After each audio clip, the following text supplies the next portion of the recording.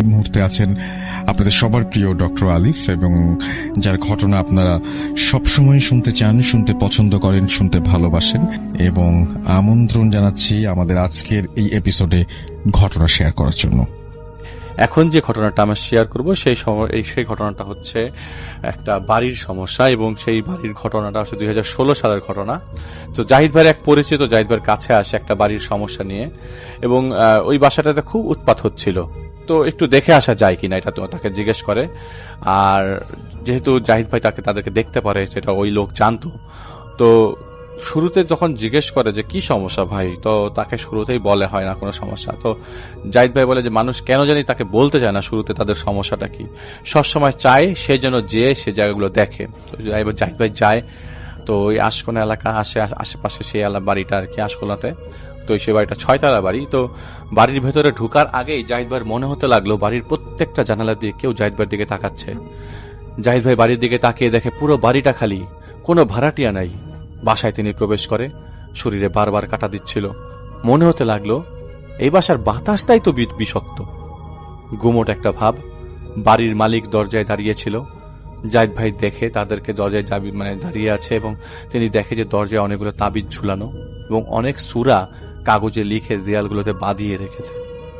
ঘরে প্রবেশ করার পর জাহিদ ভাইয়ের কাছে গুমোট ভাবটা কম লাগতে শুরু করে।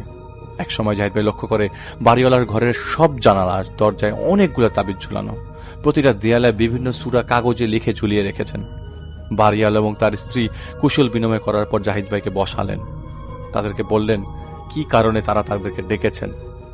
বাড়ির মালিক ভদ্রলোক বললেন উনি এই বাড়ি ব্যাংক লোনের মাধ্যমে তৈরি করেছেন। ওনার বাড়ির নিচের তলায় এক পরিবার ছিল। সেই পরিবার একটা ছেলে আত্মহত্যা করেছিল ফাঁসিতে ঝুলে। বয়স 22 কি 23 বছর। ছেলেটা মানসিক রোগীর মতো আচরণ করত, সারাদিন চুপ থাকত, কারো সাথে মিশত না। একদিন ওর বাবা কোনো কারণে ওকে বকাবকি করল, এমনকি মারও দিয়েছিল। সেদিন রাতেই ছেলেটা ফাঁসি দেয়। রাত পেরিয়ে সকাল হয়। দুপুরের পর যেহেতু ঘুম থেকে ওঠেনি, তাই ছেলেটার মা গেট চাপড়ালো, কিন্তু কেউ কোনো ধরনের সারা শব্দ পেল না। তো সারা শব্দ না থাকে বাড়ির পেছন দিক দিয়ে যে জানালা দিয়ে দেখে ছেলেটা ঝুলছে। পুলিশ এসে লাশ উদ্ধার করে। আলামতে বোঝা যায় সে নিজের হাত আগে কেটেছে, তারপর ফাঁসিতে ঝুলেছে। ওর লাশ বের করে নিয়ে যাওয়ার পর খুব বাজে একটা গন্ধ সেই বাড়িটায় ভরে যায়। পরে সকল কাজ সেরে সেই ছেলেটার দাফন শেষ করা হয় গ্রামে। তারপর থেকে ওনার এই বাড়িতে রীতিমতো উপদ্রব শুরু হয়। প্রথম দিকে পানির মোটরের সুইচ বন্ধ হয়ে যেত, বিদ্যুতের মেইন সুইচ বন্ধ হয়ে যেত। রাতের বেলা প্রতিটা রাতে পুরো বাড়ির দেয়াল জুড়ে ধপ ধপ শব্দ হতো। বাড়ির ছাদে সেই ছেলেটাকে হাঁটতে দেখা যেত।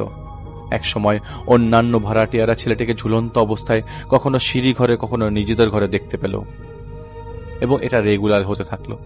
রাত ভর বাড়ি জুড়ে পচা গন্ধ পাওয়া যেত। এই কারণে 1 মাসে পুরো বাসা খালি হয়ে যায়। এমনকি ছেলেটার পরিবারও চলে যায় এই বাড়ি ছেড়ে। বাড়িওয়ালা তো তার বাড়ি ছেড়ে যেতে পারে না। এরপর থেকে তারা দেখতে পেল ছেলেটা যেভাবে ফাঁসিতে ঝুলেছিল সেইভাবে কোনো না কোনো সময় দেখা যেত তাদের শোয়ার ঘরে ঝুলছে, কখনো ড্রয়িং রুমের ফ্যানের সিলিংয়ে ঝুলছে, অথবা তারা শুয়ে আছেন তাদের পাশেই ঝুলে দাঁড়িয়ে আছে দড়ি লাগিয়ে। তারা ইমাম ডেকে আনলো, কবিরাজ ডেকে আনলো। একদিন পরেই সে একই অবস্থা হতে লাগলো। এর মধ্যে একদিন বাড়িওয়ালার বড় ছেলে ফাঁস নেওয়ার চেষ্টা করে। ছেলেটার মা দেখে ফেলা ছেলেটাও সেই যাত্রায় বেঁচে যায়। এর মধ্যে ওনাদের ঘর থেকে টাকা পয়সা জিনিসপত্র হারিয়ে যাচ্ছিল আর কি। মোবাইল ফোন, গয়না, থালা বাসন, বহনযোগ্য জিনিসপত্র হারিয়ে যেতে লাগলো। আর বাড়িওয়ালার একটা পর একটা ক্ষতি আর্থিক ক্ষতি হওয়া শুরু হয়ে গেল। একজন বিশিষ্ট আলেমের পরামর্শে তারা বাড়িতে দেয়ালে, জানালা, দরজায় কোরআন শরীফের সূরা লিখে লিখে তার দেয়ালে বাঁধিয়ে দেয়। তারা অন্য ফ্ল্যাটের ভেতরে যেতে পারছিল না, কেননা গেট বাইরে দিয়ে লক করা থাকলেও গেট খুলতে গেলে সেই গেটে ধুমধাম শব্দ হতো, যার কারণে অন্যান্য ফ্ল্যাটের সেই গেটগুলোতেও কেবল সূরা লেখা কাগজ বাঁধিয়ে দেওয়া হতো। এই কাজ করতে করতে এক সময় তারা নিচতলার ঘরে দরজার কাছে যান। দেখতে পায় দরজা খোলা, এবং সেই নিচতলার ফ্লোরে যেখানে ছেলেটার পরিবার থাকতো সেই ঘরে টাকা, গয়না, মোবাইল ফোন যা বাড়িওয়ালা হারিয়ে গেছিল তা সেখানে ছিল, সব সাজিয়ে রাখা। তো তো বাড়িওয়ালা তাকে মানে তাদেরকে শাখা সেই হুজুর সে জিনিসপত্র ধরতে না করে, কিন্তু বাড়িওয়ালা তার কথা না শুনে সেগুলো ধরতে যাবে। সেই মুহূর্তে হঠাৎ সেই ছেলেটা যেভাবে ঝুলন্ত অবস্থায় বাড়িওয়ালা এবং বাড়িওয়ালার সামনে ছিল, ঠিক সেভাবে হুজুরের সামনে তার সামনে ঝুলে রইল। এমন ঘটনায় তারা সেখান থেকে পালিয়ে আসে এবং গেটে সূরা লিখে কাগজ বাঁধিয়ে দিয়ে চলে যায়। সেদিনের পর থেকে সিঁড়িঘর এবং তাদের ঘরে আর কোনো সমস্যা হচ্ছিল না, কিন্তু সারা রাত অন্য ফ্ল্যাটগুলোতে কিল ঘুষি মারার শব্দ আসতো, কান্নার শব্দ আসতো, ধূপ করে কিছু পড়ার শব্দ হতো। দিনে দুপুরে বাড়িওয়ালা শুনতো সিঁড়ি ঘর দিয়ে আসার সময় ফ্ল্যাটগুলোর দরজার উপরে হাড় গোড় চিবানোর শব্দ। এভাবে চলে যায় প্রায় 3 মাস। গত কয়েকদিন ধরে তারা সেই ফ্ল্যাটগুলো পাশ দিয়ে শুনতে গেলে কটমট শব্দ পায় এবং বাসার চারপাশে মোরগ, মুরগি, পাখি এমনকি কুকুরের আধা খাওয়া মরা শরীর পড়ে থাকতে দেখা যায় প্রতিটা দিন। তাই তাকে ডাকা হয়েছে, জাহিদ ভাইকে ডাকা হয়েছে। তো যেহেতু জাহিদ ভাইয়ের সাথে একটা জিনের সম্পর্ক আছে, তাই তারা তাকে ডাকে। তারা চাচ্ছিলেন সমস্যাটার সমাধান করতে, কেননা ব্যাংক লোন করে বাড়িটা করেছেন। লোন শোধ করতে না পারলে পরে ব্যাংক বাড়িটা জব্দ করে নিয়ে যাবে। তো জাহিদ ভাই স্পষ্ট বুঝতে পারছিল বাড়িওয়ালা কিছু একটা লুকাচ্ছে। তো জাহিদ ভাই তাকে সরাসরি জিজ্ঞেস করে ফেলে, আপনি তো আমাকে কিছু কথা বলছেন না। তো জাহিদ ভাই একটা কথা বলেছেন যে তিনি বুঝে যায় যে মানুষের চেহারা দেখে যে সে সত্য কথা বলছে না মিথ্যা কথা বলছে। তো জাহিদ ভাই বলে যে আপনার সমস্যা আপনি যদি লুকানোর চেষ্টা করেন তবে আপনারই সমস্যা কাটানো যাবে না। তো উনি সরাসরি অস্বীকার করেন যে উনি সবকিছুই বলেছেন। তো জাহিদ বলে, ঠিক আছে, আমি এই বাড়িটা পুরো একা ঘুরবো, আমাকে ফ্ল্যাটগুলোর চাবি দেন। তো তাকে চাবি দেওয়া হয় এবং উনি বের হয়ে যায় ওনার ঘর থেকে এবং জাহিদ ভাই জেনে নেয় যে কোন দিকের ফ্ল্যাটে সে আত্মহত্যা করে। তো ওনার ঘর থেকে বের হয়ে জাহিদ ভাই নিচতলায় পৌঁছায় এবং জাহিদ ভাই সুস্পষ্টভাবে জানতো বাড়িওয়ালা মিথ্যা কথা বলছে, কোনো একটা কারণে কিছু একটা লুকাচ্ছে। কেন সে যদি পারিবারিক বা কারণে আত্মহত্যা করে, তবে যদি এমন সমস্যা হতো তাহলে তো তার হওয়ার কথা ছিল, ছেলের পরিবারের হওয়ার কথা ছিল, বাড়িওয়ালার সাথে কেন? যেহেতু আগে কারিনের ব্যাপারে একটা ঘটনা আমরা শেয়ার করেছি এবং সে জাহিদ ভাইয়ের অভিজ্ঞতা আছে, তাই শরীর বন্ধ না করে জাহিদ ভাই ফ্ল্যাটটায় ঢোকে। পচা গন্ধ আসছিল কিচেনের দিক থেকে। জাহিদ ভাই কিচেনের দিকে হেঁটে গেল, যে দেখে একটা বিড়ালের অর্ধেক খাওয়া বডি। এটা দেখে বের হতে যাবে এমন সময় তার মনে হলো কিছু একটা ধূপ করে পড়েছে, যন্ত্রণাময় গোঙানির শব্দ আসছে। জাহিদ ভাইয়ের হার্টবিট বেড়ে গেল, জাহিদ ভাইয়ের শরীর শক্ত হয়ে আসলো। জাহিদ ভাই ঘুরে তাকালো, দেখলো একটা ছেলে ঝুলে আছে, ঘাড় বাঁকা, চোখগুলো বেয়ে আছে, মানে বের হয়ে আছে, জিভটাও বের হয়ে আছে। জাহিদ ভাইয়ের দিকে তাকিয়ে হাসছে আর পেছন থেকে হাতটা সামনে এনে সেই বিড়ালটির বাকি অংশটা কামড়ে কামড়ে খেতে লাগলো। জাহিদ ভাই বের হয়ে যেতেও বের হইতে পারলো না, কারণ তখনই ছেলেটা লাফ দিয়ে গেটের সামনে দাঁড়িয়ে যায় ওই ফাঁসির জায়গা থেকে। আর এটা থেকে জাহিদ ভাই শরীরটা বন্ধ করে ফেলে। জাহিদ ভাই তখন বমি হওয়ার মতো অবস্থা। জাহিদ ভাই জানতো কারিনদের সাথে কিভাবে কথা বলতে হয়, তাই জাহিদ ভাই জিজ্ঞেস করে আগে কি হয়েছিল, কেন এখানে আটকে আছো। এ কথা বলার পর সেই ছেলেটা কিছু বলে না, তাকে ডাইরেক্ট মারার চেষ্টা করলো, কিন্তু শরীর বন্ধ থাকায় পারেনি। জাহিদ ভাই জিজ্ঞেস করলো বাড়িওয়ালাকে কিছু করেছে। আর এটা যখনই বলা হলো তখনই সেই ঘর থেকে একটা ওই ঘর থেকে রুম থেকে একটা কথা ভেসে আসলো। কথাটা হলো, ধর, আজ ওকে ছেড়ে টুকরো টুকরো করবো। এই কথা শোনার পর জাহিদ ভাই একটা আমল করতে করতে আস্তে আস্তে সেই ঘর থেকে বেরিয়ে গেল, একেবারেই বের হয়ে গেল। বের হয়ে তিনি বাইরে যে দাঁড়ায়, আর তখনই তার পায়ের কাছে সেই বিড়ালটার সেই খাওয়া অংশটুকু হঠাৎ করে উড়ে আসে, যেটা তিনি কিচেনে দেখেছিল। জাহিদ ভাই দুয়া দুরুদ পরে সেখান থেকে চলে আসে। রাতে জিনকে সবকিছু জানায় এবং সেই বাসার ঠিকানা দেয়। উনি বললেন এভাবে যেন কোনো আত্মহত্যা ঘটিত জায়গায় জাহিদ ভাই যেন একা না যায়। জিন রাতে 3টার দিকে আসে এবং প্রথম কথাটি ছিল অন্যায়, কঠিন শাস্তি অবশ্যই হবে। এই বাড়িওয়ালা সেটিই পাচ্ছে, এর চেয়ে বড় ক্ষতি আসন্ন। শুনো, বাড়িওয়ালার কোনো অপবাদ কোনো একটা কাহিনী আছে। সে একটা অপবাদ দেয় ছেলেটাকে এবং ছেলেটার বাবা সে অপমান করে, তা অনেক, সে ছেলেটার বাবাকে অনেক অপমান করে, কারণ সেই দিন ছেলেটার বাবা ছেলেটাকে অনেক বকাঝকা করে এবং চর মারে ছেলেটাকে। ছেলেটা ছিল নির্দোষ, বাবার অপমান লজ্জায় সে আত্মহত্যা করে। এরপর খুবই অন্যায়ভাবে তার লাশকে ঘন্টার পর ঘন্টা ফেলে রাখা হয়েছিল। মাছি বসেছে, পোকা বসেছে। ইনসান হয়তো ভুলেই গিয়েছিল এটা একটা ইনসানের মৃত শরীর। এই অত্যাচার করে ছেলেটাকে শুধু পানি ঢেলে জানাজা না পড়িয়ে কবরস্থ করেছে লোকজন। এমন জঘন্যতম কাজ করার দরকার ছিল না। বিনা জানাজার কারণে ছেলেটার লাশ এখন শয়তানের কবজায়। তুমি যা দেখেছো তা ছিল একটা পিচাসের ভেলকি। সেই বাড়িওয়ালার পরিবারের উপর খুব বড় বিপদ, জান যেতে পারে যে কারোর। ছেলেটার লাশের উপর কুফরি করে তার কাফনের কাপড় একটু একটু করে বের করছে এবং সেই কাপড়ের কিছু অংশ জাদু করে ৭১টা টুকরা করে সেই বাড়িতে পিশাচরা রেখেছে, যার কারণে পুরো বাড়িতে তাদের বিচারণ আছে এবং অন্য পিশাচরা সেই বাড়িতে আসে। তুমি যেই জীবজন্তুর অংশ দেখেছ তা সেই পিশাচগুলোর কাজ। যেদিন তারা কাপড়টা পুরো বের করে ফেলতে পারবে কবর থেকে, সেদিন এই লাশটা পিশাচগুলো তুলে ফেলতে পারবে। না জানি কি করে সেই পিশাচগুলো লাশটাকে নিয়ে। তো জাহিদ ভাই জানতে চাইলো এখন কি করা যেতে পারে। উনি বলেন আগে ওই বাড়িতে থাকা কাপড়ের টুকরোগুলো উদ্ধার করতে হবে, তারপর সেই কাপড়গুলো নিয়ে ছেলেটার কবরের কাছে যেতে হবে। বের হয়ে থাকা কাপড় এবং কাপড়ের টুকরোগুলো তার কবরে প্রবেশ করিয়ে দিতে হবে এবং তার জানাজা আদায় করতে হবে। তো জাহিদ ভাই বলে আমি একা তো পারবো না কাপড়গুলো খুঁজতে। উনি বলেন উনি নিজে আসবেন এবং তাকে সাহায্য করবেন কাপড় খুঁজতে। তো জাহিদ ভাইকে তিনি শিখিয়ে দেন কি করতে হবে। উনি চলে গেলে জাহিদ ভাই তার ফোনটা হাতে নিয়ে দেখে 30টা মিস কল, এবং এই মিস কল এসে বাড়িওয়ালার থেকে।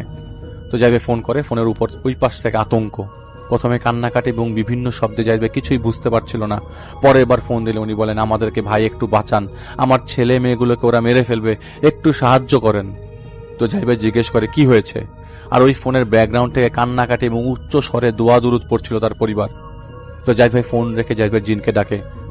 উনি এলে জাহিদ ভাই ফোনের কথাগুলো তাকে বলে। উনি বলেন 1 মিনিট পর পিশাচগুলো 1 মিনিট পর বললো যে পিশাচগুলো ক্ষতি করতে পারে, তুমি তাদের বলে দাও আমি যাচ্ছি তাদের বাসায়। যখন তারা সূরা ফাতিহা পড়ার শব্দ পাবে তখনই যেন তারা বাসা থেকে বেরিয়ে যায়। তো জাহিদ ভাই আর ওই জাহিদ ভাই জিন তাকে বলে যে আমি পিশাচদের বেশিক্ষণ আটকে রাখতে পারবো না, এটা বলে উনি চলে যায়। তো জাহিদ ভাই বাড়িওয়ালাকে ফোন দেয়, বলতে থাকে যে বাড়িওয়ালা বারবার বলছিল আমাকে, বাড়িওয়ালাকে বলছিল যে দেখেন কিছুক্ষণ পর ফোনে থাকা অবস্থায় আমার ওখানে জিন যাবে, আপনি কোনো শব্দ শুনতে পান কিনা। তো জাহিদ ভাই ফোনের মধ্যে শুনতে পাচ্ছিল যে সূরা পড়ার শব্দ আসছে। তো জাহিদ ভাই তারা জানায় যে সূরা ফাতিহা পড়ার শব্দ আসছে। তো তখনই জাহিদ ভাই বলে ঠিক আছে আপনি এখনই আপনার পরিবারকে নিয়ে বেরিয়ে যান।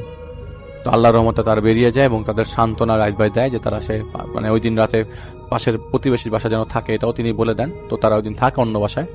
তো রাত পোহানোর পর সেই বাড়িওয়ালার সাথে জোহরের পর দেখা হয় জাহিদ ভাই। তো জাহিদ ভাই বললো যে আমাকে সব সত্য কথা বলেন তো, কেননা আমি জানতে পেরেছি আপনি যে মিথ্যা অপবাদ দিয়েছিলেন, ঘটনা পরিষ্কার করেন। তো উনি পরে বলে যে 3 মাস আগে ওনার বড় মেয়ের ফোন ওই ছেলের কাছে পাওয়া যায়। ছেলেটা ফোনটা পেয়েছিল বাড়ির মেইন গেটের কাছে। এখন যেহেতু তার বুদ্ধি কম তাই সে মোবাইলটা নিয়ে খেলছিল বাচ্চাদের মতো করে। বাড়িওয়ালারা ফোন দিয়ে কল করে পরে ফোনটা খুঁজে পায় তার কাছে। মানে নিজে আগে বেশ কয়েকবার ছেলেটাকে চড় থাপ্পড় মারে, তারপর ছেলেটার বাবাকে চরম অপমান করে মানুষজন দাঁড় করিয়ে। সেদিন রাতে বাড়িওয়ালা জানতে পারে তার বড় মেয়ের ফোন তার বড় মেয়ে নিজের ভুলে বাইরে রেখে আসে। কিন্তু তারা তো বাড়িওয়ালা, তারা তো নত হতে শেখেনি। তারা বাড়ি করে নিজেদের অনেক বড় ভাবে, তাই সেই ব্যাপারটা চেপে যায়। বাড়ির মালিক ভাড়াটিয়ার কাছে মাফ চাইবে সম্ভব? এদিকে ছেলেটার বাবা অপমানে ছেলেটাকে চড় মারে এবং বকাঝকা করে। আল্লাহ ভালো জানেন কেন সেই বুদ্ধিহীন ছেলেটা সেদিন রাতে আত্মহত্যার চিন্তা কিভাবে করলো। ছেলেটা মরলো, তারপরে সেই বাড়িওয়ালার তার কৃতকর্মের জন্য ক্ষমা চায়নি ছেলেটার বাবার কাছে। গত রাতে বাড়িওয়ালা শুয়েছিল, রাত 1টার দিকে পুরো ফ্ল্যাটে ধূপ ধূপ শব্দ হতে লাগলো। 3টা সিলিং ফ্যান চলন্ত অবস্থায় একসাথে খুলে পড়ে। বাথরুমের কল, কিচেনের কল দিয়ে সমানে পানি পড়তে থাকে। জানালার কাঁচ ভেঙে যায়। পুরো পরিবার এক ঘরে এসে ঢুকে যায় এবং হাতে কোরআন শরীফ নিয়ে দূরত পড়তে থাকে, সূরা পড়তে থাকে। কিছুক্ষণ পর তারা শুনতে পেল তাদের ফ্ল্যাটের মেইন গেট কেউ খুলে ফেলেছে এবং সেই রুমের গেটের কাছে এসে কে জানি দাঁড়িয়ে আছে। বাড়িওয়ালারা কোনো কোরআন পড়তে লাগলো। তারা শুনতে পেল গেটের ওপার থেকে পৈশাচিক কতগুলো কণ্ঠের কথা। তারা বড় বড় হাঁড়ি পাতিল নাড়ানোর শব্দ পাচ্ছিলেন। তারা শুনতে পেলেন ধর আগে মেয়েটাকে ধর, কিরে বের হয়ে দেখ কত খাবার এনেছি তোদের জন্য, গিলা কলিজা মাংস এনেছি তোদের জন্য, কতদিন তাজা রক্ত খাই না, আগে তোদের গলা কাটবো, রক্তগুলো খাবো, তারপর তোর চামড়াটা তুলে ফেলবো, কলিজাটা আলাদা করব, গুড়দাটা আলাদা করব, তারপর তোকে টুকরো করে কেটে খেয়ে ফেলবো, খোল না গেটটা বলে গেট ছাপড়াতে লাগলো। উনি কোরআন শরীফ ভয়ে ভয়ে পড়তে লাগলেন, আর জোরে জোরে তখন তিনি সব শুনতে পান যে কসাইরা যেভাবে ছুরিকে একটা চিকন ধার চিকন জিনিস দিয়ে ধার দেয়, সেই জিনিসটা নিয়ে শব্দ আসতে লাগলো। বড় কোনো ডেকচি সরানোর শব্দ আসতে লাগলো। বলতে লাগলো, আরো বড় বড় হাঁড়ি নিয়ে আয়, অনেক মাংস রান্না হবে, এক একটার ওজনও তো কম না, এই হাঁড়িতে কেবল ওর পিচ্ছি ছেলেটা আটবে, বাকিগুলাকে কোথায় রাখবি? এমন সব লোমহর্ষক কথাবার্তা ভেসে আসছিল। আর বাইরে তখন প্রচন্ড ঝড় বৃষ্টি চলছে, তাই চিৎকার চেঁচামেচি কেউ শুনতে পায় নাই। দুই একজন আত্মীয়কে তারা জানালো। এরপর তিনি এরপর তাকে কারণ তাকে জাহিদ ভাইকে ফোনে পাচ্ছিল না। পরে জাহিদ ভাই ফোন করলো, ওই যে 30 বার মিস কলের কথা বললাম, তখন জাহিদ ভাই বিজি ছিল, তখন তাকে ফোন দিয়ে পাচ্ছিল না। এবং তারা সূরা পড়ার শব্দ পেয়ে বেরিয়ে এলো। বেরিয়ে আসার সময় সব জিনিসপত্র লন্ডভন্ড হয়ে পড়ে থাকতে দেখা গেল। তো জাহিদ ভাই তাকে বলে সবকিছু, যে এইসব জিনিস কিন্তু আমার জিন তাকে বলেছিল আর কি। তো জাহিদ ভাইয়ের সাথে ওই লোক রাজি হয় ছেলের বাবার কাছে মাফ চাইতে, এবং তিনি নিজেই ছেলেটার জানাজা আদায়ের ব্যবস্থা করবেন বলে জাহিদ ভাইকে জানান।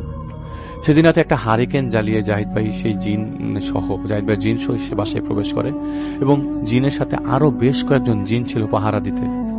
তো জাহিদ ভাইয়ের জিন বলে দিচ্ছিল কোথায় কোথায় কাপড়গুলোর টুকরা রাখা আছে, কিন্তু কাপড়ের টুকরোর জায়গায় জাহিদ ভাই রীতিমতো সাপ দেখছিল।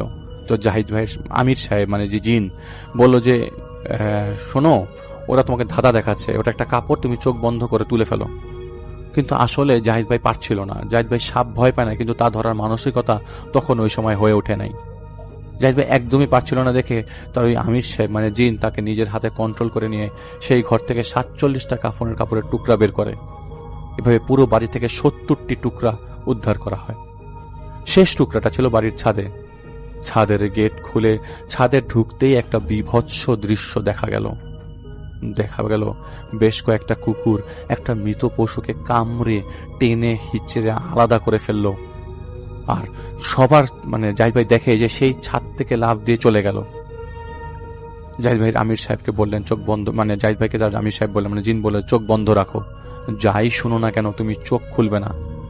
জাহিদ ভাই একটা সূরাটা পড়লো, এবং সূরা পড়ার পর কমান্ড করার মতো আল্লাহর কালাম সবকিছুর উপর এবং ওই কালো শয়তানের ধ্বংসের দিকে নিয়ে যাবে এমনটা ভেবে পড়তে পড়তে জোরে জোরে নিঃশ্বাস নিয়ে পড়তে লাগলো। জাহিদ ভাই চোখ বন্ধ করে পড়তে লাগলো। জাহিদ ভাই তার কানের মধ্যে ধপাস ধপাস পড়ার শব্দ পেল, ঝিঝি পোকার শব্দ পেল, পশু পাখির ডাক শুনতে পেল। এবং জাহিদ ভাই সম্পর্কে জানতো বিধায় জাহিদ ভাই পুরা সূরাই পড়লো। জাহিদ ভাই শুনছিল, জাহিদ ভাইয়ের আমির ওই জিন পিশাচদের বলছে, বদমাইশ, এটা ইনসানদের এলাকা, ইনসানদের খাওয়ার শখ তোদের আজ মিটিয়ে দেব। এটা উনি বলার পর শুধু চাবুক মারার শব্দ এবং পৈশাচিক এক কান্নার শব্দ আসছিল। জাহিদ ভাইয়ের সাথে থাকা আমির সাহেবের সাথে থাকা জিনগুলা তাদের শায়েস্তা করে সেখান থেকে বিদায় করে দেয়। তো জাহিদ ভাইয়ের জিন জাহিদ ভাইকে চোখ খুলতে বলে। ভেবে তাকিয়ে দেখে তার জিনরা রীতিমতো গোসল করে এসেছে এবং টপ টপ করে তাদের চারিপাশ থেকে পানি পড়ছিল। তো জাহিদ ভাইকে তারা নিয়ম পালন করা শিখিয়ে দেয়, সেই কাপড়ের টুকরোগুলোতে ফু দিতে বলে। এরপর উনি সেখান থেকে চলে যায়। জাহিদ ভাইয়ের বাসায় চলে আসে। এদিকে সেই বাড়িওয়ালা ছেলেটার বাবার খোঁজ পায়। তারা ছেলে মারা যাওয়ার পরে শহর ছেড়ে গ্রামে চলে যায়। তারপর দিন জাহিদ ভাই বাড়িওয়ালা এবং বাড়িওয়ালার শ্যালক ছেলেটার গ্রামের বাড়ির দিকে রওনা হয়। বিকাল 3টায় তারা সেখানে পৌঁছে যায়। তাদের বাড়ির সবার সামনে বাড়িওয়ালার ছেলেটার বাবার কাছে পা ধরে মাফ চায়। সেই অনেক বেদনাদায়ক কথাবার্তা হয় সেখানে। বাড়িওয়ালাকে থেকে তিনি ক্ষমা করে দেন এবং বাড়িওয়ালা ছেলেটার বাবাকে জড়িয়ে ধরেন। এই মুহূর্তটা জাহিদ ভাইকেও কাঁদিয়ে ছাড়ে। উনি তাদের বাড়ির সবার কাছে ক্ষমা চায়। সন্ধ্যার আগে সবকিছু ছেলেটার বাবাকে বলে। এটা শুনে ছেলেটার বাবাকে বলেন, কাকা, আমার ছেলেটার মাটি দেওয়ার পর থেকে দেখি ছেলেটার কবর থেকে খালি ওর কাফনটা বের হয়ে যায়। প্রতিদিন আমি যেতাম ওর কবর দেখতে, আর দেখতাম 3-4 আঙ্গুল কাপড় বের হওয়া। আমি ডেইলি কাপড়টা ভিতরে ঢুকাই দিতাম, কিন্তু প্রতিদিনই বের হয়ে থাকতো। গ্রামের ইমামকে জানালে সেই ইমাম অনেক দোয়া দুরুদ পড়েছিল, কাজ হয় নাই। ইমাম বলেছিল, আত্মহত্যার কবরে অনেক কিছু হয়, আপনি আর যাবেন না, এখানে আপাতত কবর জিয়ারত করতে। সেদিন থেকে তিনি আর যায়নি। কিন্তু প্রতিটা রাতে তিনি স্বপ্ন দেখতেন কুকুরের মতো ন্যায় বড় বড় জানোয়ার তার ছেলের লাশটাকে ছিঁড়ে কামড়ে খাচ্ছে। পরে সেই গ্রামের বেশ কয়েকজন মাতবর এবং ইমামকে তিনি সব কিছু বলে এবং বোঝাতে সক্ষম হয় জাহিদ ভাই। রাত 2টার দিকে জাহিদ ভাইয়ের সেই জিন জাহিদ ভাইকে 71 টুকরা কাপড়টা এনে দিয়ে দেয়। সেই কাপড় নিজ হাতে জাহিদ ভাই ধোয়। তারপর তিনি গ্রামের ইমাম, বাড়িওয়ালা, তার শ্যালক এবং ছেলের বাবা সেখানে যায় জাহিদ ভাই মানে ওই ওনাদের সবার সাথে জাহিদ ভাই আমির সাহেবও ছিল, কিন্তু শুধু তাকে মানে জাহিদ ভাই ছাড়া তাকে আর কেউ দেখছিল না। জাহিদ ভাই কবরের কাছে যে দেখতে পায় অনেকখানি, প্রায় 3/2 কাপড় বের হয়ে এসছে কবরের মাটি ভেদ করে। আমির সাহেব দুধ পড়ছিল, মানে জাহিদ ভাইয়ের জিন। বাড়িওয়ালা কিছু পানি পড়া জাহিদ ভাইয়ের শরীরে ছিটাচ্ছিল, আর ইমাম ছেলের বাবা আর বাড়িওয়ালার শ্যালক কবর জিয়ারত করছিল সশব্দে। জাহিদ ভাই আগে কাপড় ঢোকাতে চেষ্টা করে, কিন্তু তখন প্রচন্ড মাথা ব্যথা শুরু হয় জাহিদ ভাইয়ের, এবং তুমুল বাতাস সেখানে বইতে থাকে। বাতাসে ভেসে আসতে থাকে একটা কথা, শূন্যের অধিপতি ধরি বহমন, স্বীকার করিলে বইবে রক্তের ঢেলা দোহাই, তোর নবীর মাথার নইলে সর্প দংশ করিবে দংশন, আমি অসুর চিরনশ্বর। এটা জাহিদ ভাইয়ের তখনও মনে ছিল, সেজন্য তিনি লিখতে পেরেছেন। তখন জাহিদ ভাই সূরা পড়তে লাগলো, বেশ কিছু ডাল ভেঙে জাহিদ ভাইয়ের চারপাশে পড়ে এবং পৈশাচিক হাসি ভেসে আসতে থাকে। অনেক কষ্ট করে জাহিদ ভাই সেই কাপড়গুলো ভেতরে ঢোকাতে সক্ষম হয় এবং মাটি দিয়ে সেই গর্ত ঢেকে দেয়। তারপর সেই পিশাচের খেলা সেখানেই থেমে যায়। জাহিদ ভাই ছেলেরা গায়েবানা জানাজা আদায় করে রাতের বেলা কবর জিয়ারত করে সেখান থেকে চলে আসে। তো পরে ধীরে ধীরে সেই বাড়িওয়ালার সমস্যা কেটে যায়। আরো কিছু কাজ করার পর তারপর থেকে তেমন আর সমস্যা হয়নি। তো জাহিদ ভাই একটা কথা বলেছেন যে যখন থেকে তিনি টের পাচ্ছিলেন বাড়িওয়ালা মিথ্যা কথা বলছে, তখনই ঠিক করেছিল যে এই লোকের সাহায্য তিনি করবেন না। কিন্তু আমির সাহেব জাহিদ ভাইকে পুরো ঘটনা বলেন এবং জাহিদ ভাই তখন রাগ উঠে যায় বাড়িওয়ালার উপর। কিন্তু জাহিদ ভাই আমির সাহেব মানে জিন তাকে বোঝান মানে জাহিদ ভাই সেই ছেলেটিকে সাহায্য করতে হবে, কারণ ওর ওই দুনিয়াতে এমন অবস্থায় আছে যে ওকে সাহায্য না করলে ওর সমস্যাই হবে, আর সে বিপদগ্রস্ত বাড়িওয়ালাকেও। আর তার যেহেতু জানাজা হয়নি, তার জানাজা হওয়াটাও অনেক জরুরি। এটা শরীয়ত বিরুদ্ধে কাজ। একটা মানুষ তার জানাজা পাওয়ার হক আছে, শুধু তার জানাজা না পড়ার কারণে এই ঘটনা ঘটেছে। যদি এই অবস্থায় 4 মাস 10 দিন পার হয়ে যেত, তাহলে এই বাড়িওয়ালা এবং মারা যাওয়া ছেলেটার পরিবারের বড় ধরনের ক্ষতি হতো, আর তা হলো মৃত্যু। তো জাহিদ ভাই বলেছেন, সম্ভব হলে আমার একটা প্রশ্নের উত্তর দেবেন। তা হলো, মানুষ যারা শুনে আপনার মুখে জাহিদ ভাইয়ের এই ঘটনা, তারা কিভাবে গ্রহণ করে জাহিদ ভাইয়ের ঘটনাগুলো? মানে কি তাদের ভালো লাগে? জিজ্ঞেস করেছে আপনাদের সবাইকে, কারণ বানাউট কিছু দেওয়া সম্ভব না। আর জাহিদ ভাই যা চোখে দেখে তাই লেখে, এর বাইরে কিছু লেখা হয় না। ঘটনার এখানেই শেষ। আশা করছি সবার ঘটনাটি পছন্দ হয়েছে। Thank you so much. আপনার ঘটনার জন্য আপনাকে অনেক ধন্যবাদ। এবং আমরা চলে যাব আমাদের পরবর্তী অতিথির কাছে। আশা করছি যে তার যে শোনানো ঘটনাটা, সেই ঘটনাটা আপনাদের ভালো লাগবে। আসলে আজ আমি আমার জীবনে ঘটে যাওয়া কিছু ঘটনা শেয়ার করতে চাচ্ছি, যা আমি কখনো ভুলব না। সময়টা 2015 সালের মে মাস। আমার এসএসসি পরীক্ষা শেষ হবার পর সময়টাকে নষ্ট না করে আল্লাহর রাস্তায় 40 দিনের জন্য বেরিয়ে পড়ি। আমরা মোট 13 জন সাথী ভাইয়েরা মিলে গিয়েছিলাম, অর্থাৎ 40 দিনের জন্য তারা চিল্লায় গিয়েছিলেন। তার ভেতরে আমার বন্ধুরা ছিলাম 8 জন, সাথে আমার ছোট মামা। আমরা একটা মসজিদে 3 দিন করে থাকতাম। ঘটনা ঘটেছিল 3য় নং মসজিদে। মসজিদটা অনেক পুরনো ছিল। এলাকার লোকেদের কাছ থেকে শোনা, ঘোড়ায় করে অনেক দূর থেকে মানুষ জুমার নামাজ পড়তে এখানে আসতেন। আনুমানিক 300-350 বছর পুরনো হবে, এবং দেখলে বোঝা যায় যে মসজিদটা অনেক পুরনো। এই মসজিদটা প্রায় 1 হাত মতো মাটির নিচে চলে গিয়েছিল। যেহেতু অনেক পুরনো দিনের, তাই মসজিদের যেই জমিটা ছিল সেটা অনেকটা নিচু হয়ে গেছে। যেহেতু চারিদিক থেকে পলি জমে মাটিটা আরো উঁচু হয় সময়ের সাথে সাথে, 300 থেকে 350 বছরের একটা সময় সেখানে আশেপাশের অঞ্চলগুলো উঁচু হয়ে গেছে, কিন্তু মসজিদের ফ্লোরটা অনেকটা নিচু ছিল, 1 হাত মতো। এবং ওই মসজিদে মোট 3টা গম্বুজ ছিল। মাঝেরটা অনেক বড় এবং 2 পাশের 2টা একটু ছোট। মসজিদের বাইরে পরপর 2টা বারান্দা ছিল। মসজিদের মধ্যে 13 জনের মধ্যে আমরা 3 জন ঘুমাতাম। বয়স্ক এক চাচা, আমি, আর আমার সাথে এলাকার একজন বড় ভাই। ভয়ের কারণে কেউ আসলে মসজিদের ভেতরে ঘুমতো না, যেহেতু অনেক পুরনো একটা মসজিদ, এবং আরো নানান কারণে তারা আসলে ভয় পাচ্ছিলেন। ঘটনাটা ঘটে 2য় দিন। ওই দিন রাতে প্রচুর বৃষ্টি। ফজরে উঠতে হবে এই বলে আমি তাড়াতাড়ি ঘুমিয়ে পড়তাম। প্রতিদিনের মতো ওই দিনও আমি তাড়াতাড়ি ঘুমালাম, কিন্তু হঠাৎ রাত আনুমানিক 1:30 থেকে 2টা হবে আমার ঘুম ভেঙে গেল। আর আমি ওই সময় যা দেখলাম সেটা দেখে আমার পুরো শরীর কাঁটা দিয়ে উঠেছিল। আমি দেখলাম যে একটা লম্বা লোক, পা পর্যন্ত সাদা রঙের জুব্বা।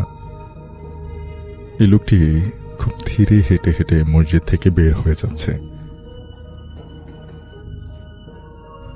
ওইরকম জুব্বা আমাদের মধ্যে কারুর ছিল না। এই দেখে আমি না দেখার ভান করে শুয়ে থাকলাম এবং কখন ঘুমিয়ে পড়েছিলাম আমি জানি না, যেহেতু তিনি আসলে খুব ভয় পেয়েছিলেন, তাই অনেকটা না দেখার মতো করেই তিনি ঘুমিয়ে পড়লেন, আর কিছু ভাবতে চাইছিলেন না। পরে জানতে পারলাম অনেক জিন আল্লাহ তাআলার ইবাদত করার জন্য আসে। এবার বলবো আমাদের 7 নম্বর মসজিদের কথা। মসজিদটা ছিল মাঠের মধ্যে। তারা অনেকগুলো মসজিদে আসলে গিয়েছিলেন, প্রত্যেকটা মসজিদে 3 দিন করে থাকতেন। তো বেশ অনেকগুলো মসজিদ যাওয়া হয়েছে এই 40 দিনে। তো 7 নম্বর মসজিদের কথা, মসজিদটা একটা মাঠের মধ্যে। আমাদের আমির সাহেব যিনি ছিলেন, ওনার সাথে ঘটে যায় ঘটনাটা। মাঠের মধ্যে মসজিদ হওয়ার কারণে আমরা বন্ধুরা মিলে রাতে মাঠের মধ্যে যেয়ে আড্ডা দিতাম। আমির সাহেব দ্বিতীয় দিন খেয়াল করে তৃতীয় দিন আমাদেরকে ডেকে বলে যে তোমরা রাতে মসজিদের বাইরে বসে আড্ডা দাও বলে জিন এসে ওনাকে খুব বিরক্ত করে, কারণ তারা মসজিদে ঢুকে ইবাদত করতে পারে না। এবং আরো বলে যে ওই গম্বুজ মসজিদেও ওনাকে খুব বিরক্ত করা হয়েছে।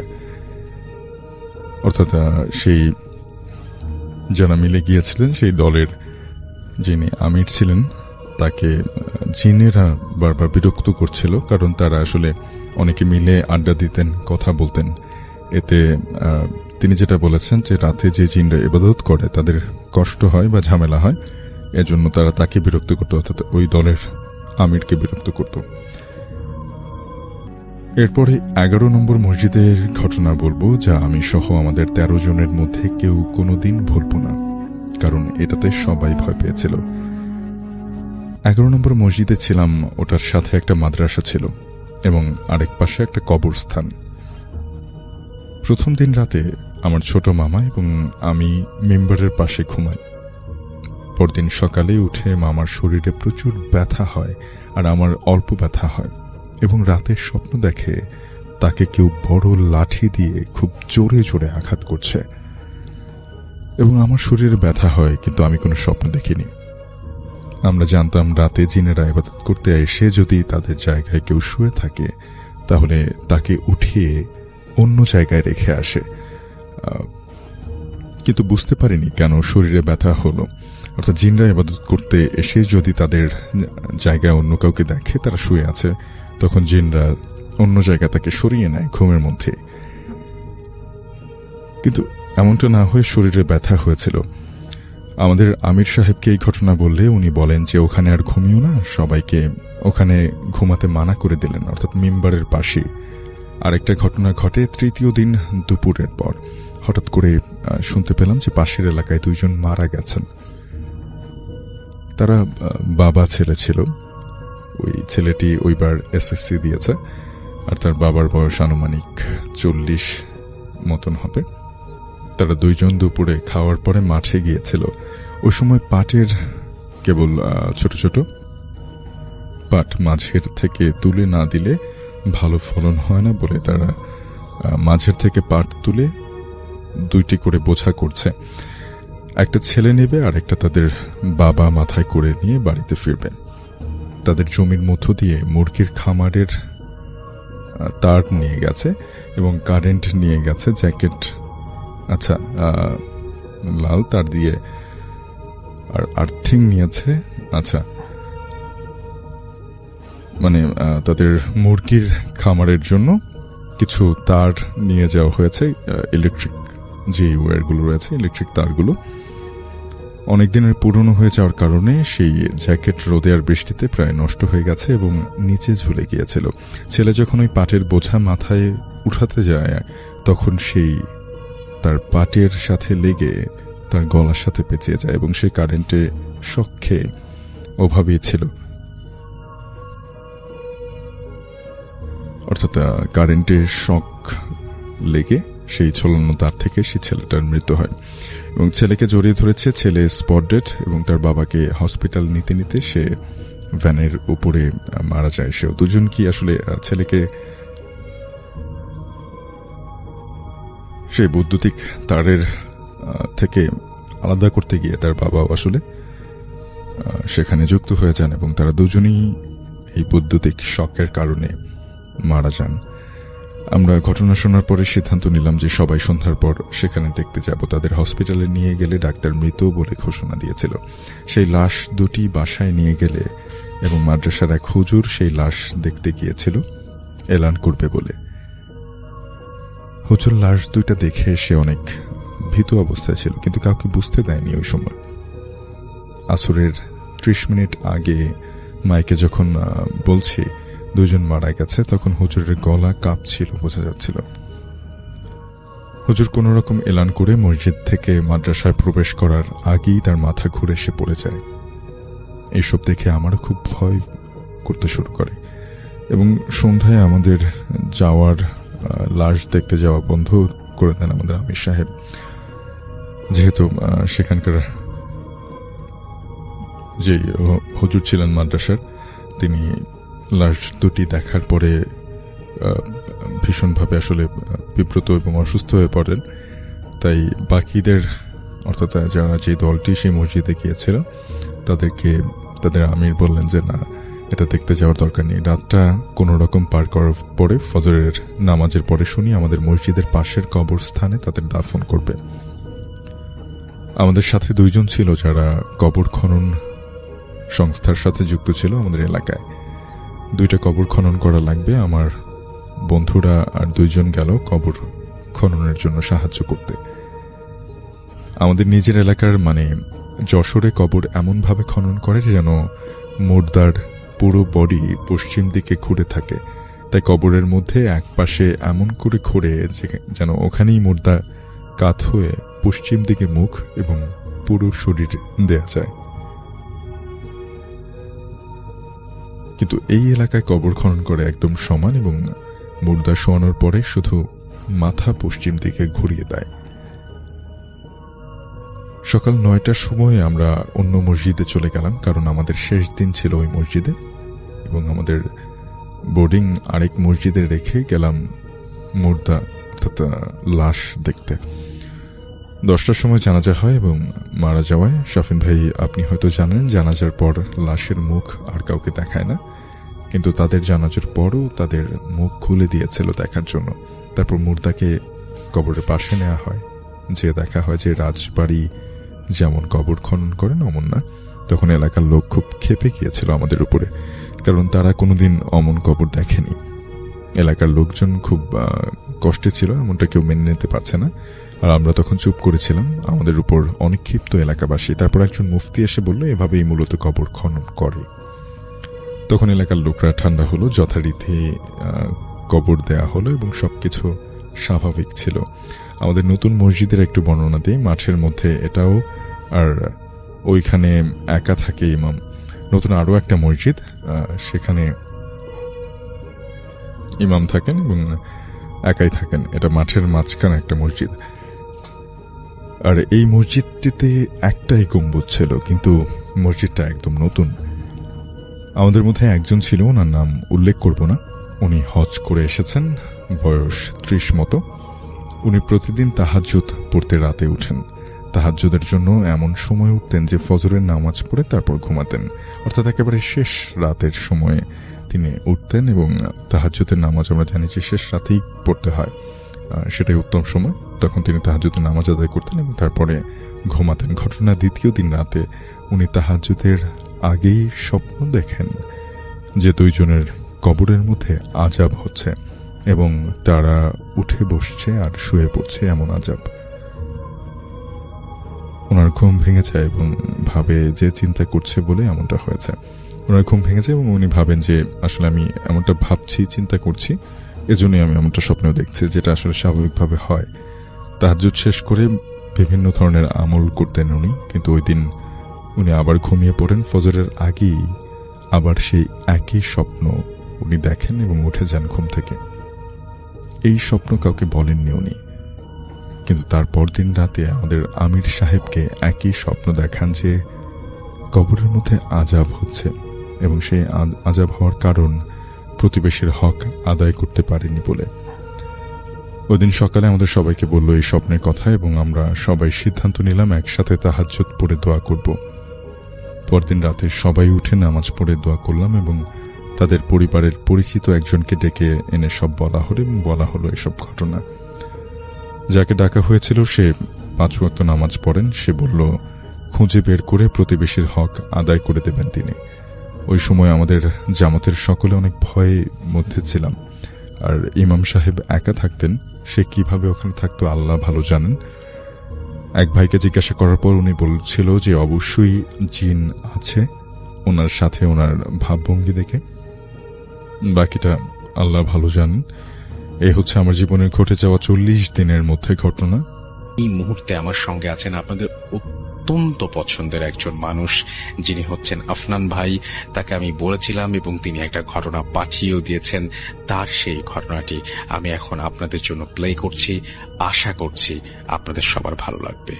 ঘটনাটির সময়কাল 1960 সালের দশকে, মানে 60 সালের মধ্যে, 60 থেকে এই দশকে 69 পর্যন্ত কোনো একটি সময়, নির্দিষ্ট করে সালটি এই নিতাই দাদু বলতে পারেননি, কিন্তু এই সময়ের মধ্যে এতটুকু বলেছেন, স্বাধীনতার আগে আর কি। ঘটনাটি যেখানে ঘটেছিল সেই জায়গাটির নাম হচ্ছে ধাওয়াপাড়া। এই ধাওয়াপাড়া কিন্তু এই রাজবাড়ী সদর উপজেলার মধ্যেই পড়ে গিয়েছে আর কি। পদ্মা নদীর পাশে এই ধাওয়াপাড়া গ্রামটি অবস্থিত। আমরা লোকালি এটাকে ধাওয়াপাড়া ঘাট নামে চিনে থাকি আর কি। এই অনাথ চন্দ্র যিনি, এনার ছোটবেলা থেকেই খুব একটা প্রবল ইচ্ছা ছিল যে তিনি ব্ল্যাক ম্যাজিক শিখবেন। এই আগ্রহ জন্মাবার পেছনে কারণও রয়েছে। কারণ হচ্ছে যে ওই সময়ে বিভিন্ন কবিরাজ তান্ত্রিকের প্রতি মানুষ নির্ভরশীল থাকতো। তখন তো ডাক্তার এরকম ছিল না। বিভিন্ন বিভিন্ন মানে সমস্যা, জিনে ধরা, টুকটাক অসুখ বিসুখ, এই সমস্ত কারণে মানুষ তাদের কাছে যেতেন। তাদের কামাই রোজগারও ভালো হতো, মানুষ তাদেরকে সম্মানও করত। এই কারণে তার ভিতর একটা প্রবল আগ্রহ জন্মেছিল যে তিনি এই তান্ত্রিক হবেন।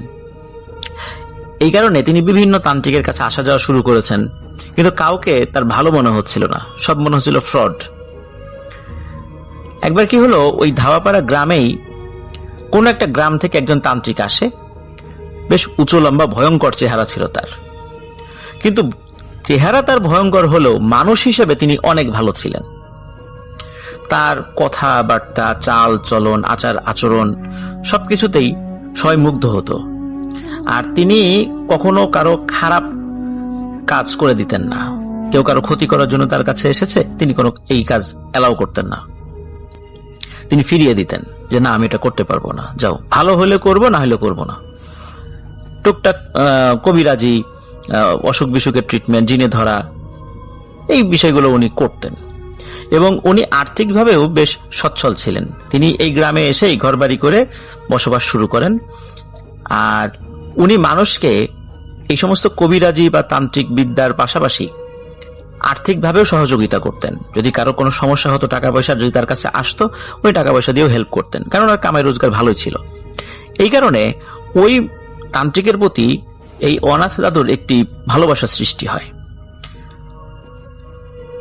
ওনার কাছ থেকে ব্ল্যাক ম্যাজিক শিখবেন, এই আগ্রহটা ওনার মধ্যে প্রবল হয়, কিন্তু মুখে বলতে পারতেন না। তো উনি ওই তান্ত্রিকের কাছে যান, গিয়ে বলেন যে আমি আপনার সাথে সাথে থাকতে চাই, আপনার খেদমত করতে চাই। তো তান্ত্রিকও দেখলেন যে ওনারও তো বয়স হচ্ছে, আসলে বিভিন্ন জায়গায় যেতে গেলে ওনার সাথে কিছু জিনিস নিয়ে যেতে হয়, এই জিনিসগুলো তো টানতে পারেন না উনি। যেহেতু ছেলেটা আসছে, একই গ্রামের, মুখ চেনাচেনি আগে থেকেই ছিল, তিনি আশেপাশে একটু খোঁজ খবর নিলেন, ছেলেটা কেমন, খোঁজ খবর নিয়ে জানলেন যে ভালো। তো বললেন ঠিক আছে, তুমি থাকো আমার সাথে। তো তার কাছে থেকে তিনি বিভিন্ন জায়গায় আসা যাওয়া করতেন, তিনি কিভাবে ট্রিটমেন্ট করে সেটা দেখতেন। এভাবে বেশ অনেক দিনই চলে যায়। আর ওই সময় কিন্তু অনাথ দাদুর বয়স 18+ আর কি, একদম তরুণ। তো এইভাবে 5-6 বছর একই রকম ভাবে চলে যায়। ওদিকে ওই তান্ত্রিকেরও কিন্তু বয়স হয়ে যাচ্ছে, মানে বেশ তার বয়সে প্রায় 60+ হয়ে গেছে। তো ওই তান্ত্রিক একদিন এই অনাথ দাদুকে বলেন যে অনেকেই তো আমার কাছে বিভিন্ন জিনিস নিতে আসে, বিভিন্ন ট্রিটমেন্টের জন্য আসে, সমস্যা নিয়ে আসে, কেউ টাকা পয়সার সমস্যা নিয়েও আসে। তো তুমি তো আজ পর্যন্ত আমার কাছ থেকে কোনো বেতনও নিলা না, কোনো টাকা পয়সাও চাইলা না, বা কোনো সমস্যার কথাও বললা না। আমারও তো বয়স হচ্ছে, যেহেতু 5-6 বছর তুমি আমার সাথে আছো, তোমার জন্য তো কিছু করে দেওয়া যাওয়ার দরকার আমার। তখন ওই অনাথ দাদু তার ইচ্ছার প্রকাশ করেন আর কি। কারণ এতদিনে তিনি কিছুই বলেনি যে তিনি আসলে কি উদ্দেশ্যে তার সাথে আছেন। তখন উনি ওনার উদ্দেশ্যের কথা বলেন যে আপনি যেভাবে সিদ্ধি লাভ করেছেন সেই জিনিসটা আমাকে শেখান। তখন উনি বলেন যে না, এটা তো আসলে সম্ভব না, তুমি যা চাও আমি তাই দেবো, কিন্তু এই জিনিসটা শিখতে চেও না, এটা একটা অভিশপ্ত জীবন, এই অভিশাপ মাথায় নিয়ে তুমি বাঁচতে পারবা না, ঘুরে বেড়াতে পারবা না। যেটা আমি বেড়াচ্ছি, আমি চাই না যে এই কাজটি আর কেউ করুক, এজন্য আমি আমার সন্তানাদিদেরকে ওই জিনিসগুলো শিখিয়ে দিয়ে যাচ্ছি না, কারণ ওরা স্বাভাবিক জীবন যাপন করুক, আমি এটাই চাই। এদিকে দাদু বলছে যে না, আমাকে শেখাতেই হবে, আমার অনেক দিনের ইচ্ছা।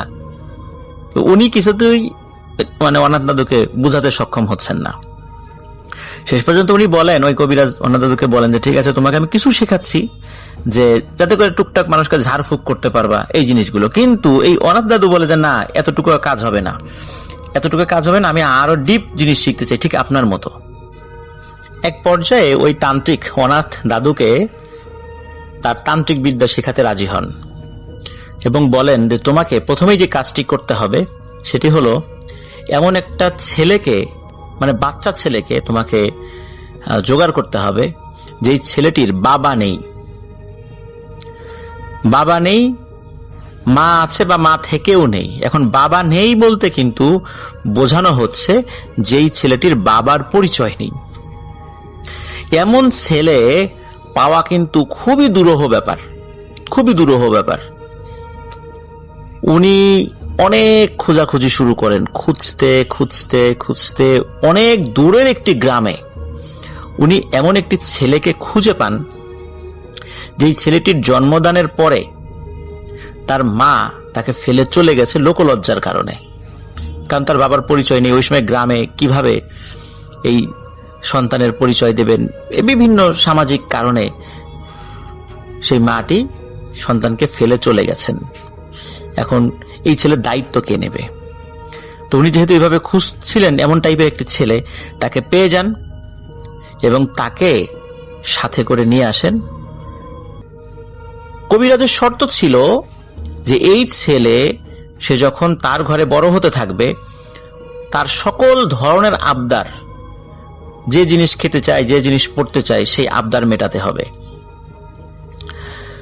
তো বলেন ঠিক আছে, তাই করা হবে।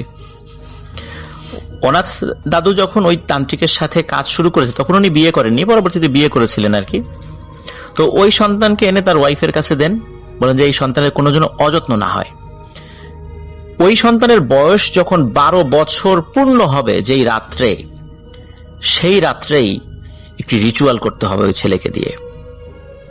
এখন 12 বছর কবে পূর্ণ হবে এটি ওই কবিরাজ বলে দেবেন যে তার বয়স ওই সময় 12 বছর হবে। এখন কিভাবে তিনি জানবেন সেটা ভিন্ন জিনিস, কারণ আগেকার দিনে তো এইভাবে মানুষ জন্ম তারিখ তো আসলে লিখে রাখতেন না বা কোনোভাবে সম্ভব হতো না। কিন্তু ওই কবিরাজ বলেছিলেন যে আমি এটা বলে দিব তোমাকে। তো ওই ছেলেটি বড় হচ্ছে অনাথ দাদুর ঘরে, একদম তার নিজের ছেলের মতো বড় হচ্ছে, কোনো অভাব অনটন কোনো কিচ্ছু রাখেননি, তার কোনো আবদারকে কখনো যে ফেলে দিয়েছেন বিষয়টা এরকম নয়। এইভাবে দিন যায় রাত যায়। এদিকে কি হয় যে ওই যে কবিরাজ উনি এই যে 12 বছরের একটা দীর্ঘ সময়, ওই ছেলেকে যখন নিয়ে আসে তার বয়স ছিল 7-8 মাস এরকম আর কি, কিন্তু 12 বছর একটা দীর্ঘ সময়। তখন এই কবিরাজ একটা সময় ওই অনাথ দাদুকে বলেন যে আমি তো আমার যে মূল গ্রাম সেখানে চলে যাচ্ছি। তখন এই অনাথ দাদু বলেন তাহলে আমার কি হবে, আপনি যে বললেন এই ছেলেকে লালন পালন করতে হবে। তখন বলেন যে আমি যদি বেঁচে থাকি অবশ্যই এই ছেলের বয়স 12 বছর হওয়ার আগেই আমি তোমার সাথে এসে দেখা করব। তো তিনি সেই প্রতিশ্রুতি দিয়ে চলে যান। এদিকে ওই ছেলেটি বড় হতে থাকে। সত্যি 12 বছর হয়ে যাবে এমন কোন একটি সময়ে হঠাৎ ওই কবিরাজ চলে আসেন ওই গ্রামে ধাওয়াপাড়া, এসে অনাথ দাদুকে বলেন যে সময় হয়ে এসেছে, ওই ছেলের বয়স আগামী পরশু 12 বছর পূর্ণ হবে, আর তোমার যেই ইচ্ছা সেটিও পূর্ণ হতে চলছে। আমি তোমাকে কথা দিয়েছিলাম তোমাকে আমি কিছু শেখাবো, এখন সেই সময়টা এসেছে, আমার কথা যেন আমি রাখতে পারি, এই জন্য আমি আবার চলে এসেছি। তখন অনন্ত দাদু বলেন, আমাকে কি করতে হবে? তখন বলেন যে তোমাকে ওই রাত্রে, মানে পরশু রাত্রে, ওই ছেলেকে নিয়ে আমি যেখানে বলি সেখানে আসতে হবে। ওই ছেলে যেই মিষ্টি খেতে পছন্দ করে সেই ধরনেরই মিষ্টি তুমি বেশ কয়েক কেজি কিনে আনবা, আর সাথে করে বড় একটি ধারালো তরবারি নিয়ে আসবা। তো যে কথা সেই কাজ, উনি ওইভাবেই ওই ছেলেটিকে নিয়ে রাতের বেলা নিয়ে আসেন। কিন্তু আরেকটা শর্ত ছিল, সারাদিন ওই ছেলেটিকে উপোস রাখতে হবে, যাতে ওই ছেলেটি কোনো ধরনের কোনো পানীয় স্পর্শ করতে না পারে, এবং রাতের বেলা একটি নির্দিষ্ট সময়ে ওই মিষ্টি তাকে খেতে দিতে হবে। তো সারাদিন ছেলেটিকে উপোস রাখা হয় এবং ওই কবিরাজের কথা অনুযায়ী একটি নির্দিষ্ট জায়গায় নিয়ে আসা হয়। নিয়ে আসার পরে তাকে বলা হয় যে তুমি ছেলেটিকে মিষ্টি খেতে দিবা। মিষ্টি খেতে খেতে একটা পর্যায়ে ছেলেটি তোমার কাছে পানি চাইবে, তুমি বলবো আচ্ছা বাবা আমি পানি আনছি। এই বলে তুমি পানি দেওয়ার নাম করে সাথে সাথে পেছনে গিয়ে এই তরবারি দিয়ে এক কোপে তার মাথাটা আলাদা করে দিবা দেহ থেকে। তখন ওই অনাথ দাদু একটু ইতস্তত বোধ করছিল যে না, এটা কিভাবে সম্ভব, এতদিন ধরে ছেলেটিকে বড় করেছি, এখন মেরে ফেলবো, এরকম তো কথা ছিল না। আমি মনে করছি এমনি হয়তোবা এই ছেলেটাকে পালতে বলছেন, এই ছেলেটাকে দিয়ে আমি কোনো সিদ্ধি লাভ করতে পারবো, কিন্তু তাকে হত্যা করে সিদ্ধি লাভ করতে হবে, এটা কেমন কথা? তখন ওই কবিরাজ বলেন, এটাই তোমাকে করতে হবে, এই জন্য তোমাকে বলেছিলাম এই জীবন অভিশপ্তের জীবন, অভিশাপ তোমার উপর নেমে আসবে, এটাকে তোমাকে মেনে নিতে হবে, কিছু করার নেই, তা না হলে তুমি সিদ্ধি লাভ করতে পারবে না। এখন তখন মানে ওই অনাথ দাদু চিন্তা করেন যে সারাটা জীবন আমি আমার মনের মধ্যে পালন করছি যে আমি বড় একজন তান্ত্রিক হব, এখন এই সুযোগটাকে হাতছাড়া করে ফেলবো, না এটা আমাকে করতেই হবে। সত্যি ওই ছেলেটিকে একটা নির্দিষ্ট সময় মিষ্টি খেতে দেন। ছেলেটি ওই মিষ্টি খেতে খেতে একটি পর্যায়ে বলে, বাবা পানি খাবো। এমন করুণ ভাবে সে পানি খেতে চায়, তখন বলে যে আচ্ছা পানি আনছি। পানি আনছি এই কথা বলে পেছন দিকে ঘুরে গিয়ে তরবারি দিয়ে এক কোপে ছেলেটির দেহ থেকে মাথা বিচ্ছিন্ন করে ফেলেন।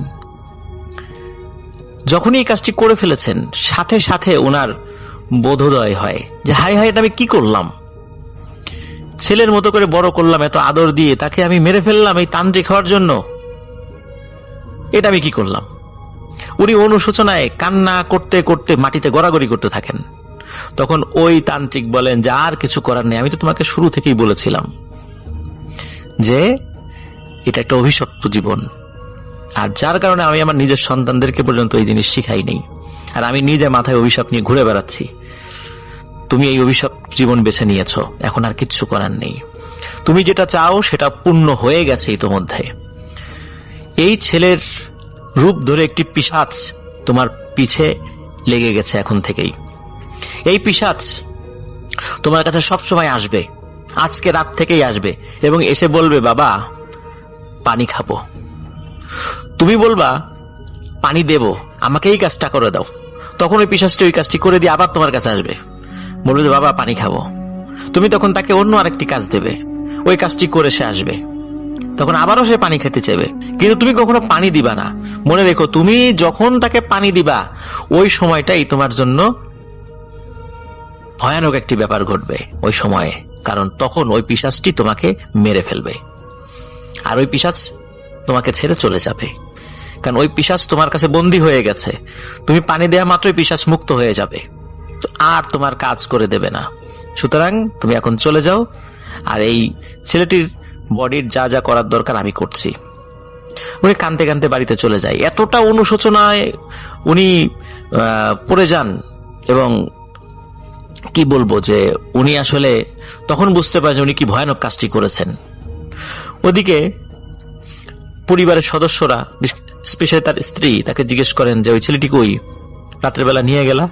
তখন উনি বলেন যে ছেলেটির মা বাবার সাথে দেখা হয়েছে, তার মা বাবার কাছে হস্তান্তর করেছি। বলে এত রাত্রে তুমি তার মা বাবার কাছে কিভাবে দিলা? তার মা বাবা আসতো, আমাদের বাড়িতে আসতো, মেহমানদারি করাইতাম, তারপরে না হয় একটা ভিন্ন জিনিস। এদিকে তার স্ত্রী তো ওই ছেলেটিকে নিজের ছেলের মতো করে মানুষ করছিলেন। যাই হোক, অনেক কষ্টে তাদেরকে বোঝাতে সক্ষম হন, কিন্তু এর মধ্যে ওই রাত্রেই ঘটে আরেকটি ঘটনা। মানে আস্তে আস্তে বুঝিয়েছেন পরিবারের সদস্যদেরকে, এটা সময় সাপেক্ষ ব্যাপার আর কি। ওই রাত্রেই তিনি ঘুমিয়ে আছেন, হঠাৎ করে ওনার বুকের উপর প্রচন্ড চাপ অনুভব করেন। উনি তাকিয়ে দেখেন ওই ছেলেটি তার বুকের উপর বসে আছে এবং বলছে যে, আচ্ছা বাবা, আমার কি কোনো অপরাধ ছিল? এই কাজটি কেন আমার সাথে করলা? আমার কি অন্যায় ছিল? আমাকে এখন পানি দাও, আমাকে তো পানিও খেতে দিলা না। তখন যখন বলছে আমাকে পানি দাও, তখন উনি কোন একটা কাজের কথা বলেছেন। কি কাজ এটি আসলে যে নিতাই দাদু যিনি, উনি বলতে পারেননি, যে কোন একটা কাজ দিয়েছেন। তো ওই রাত্রের মতোই পিশাচটি চলে যায়। পরের রাত্রে আবার আসে তার কাছে, একই রকম ভাবে বুকের উপর এসে বসে যে, বাবা পানি খাবো, পানি দাও। তখন উনি আরো একটি কাজ দেন,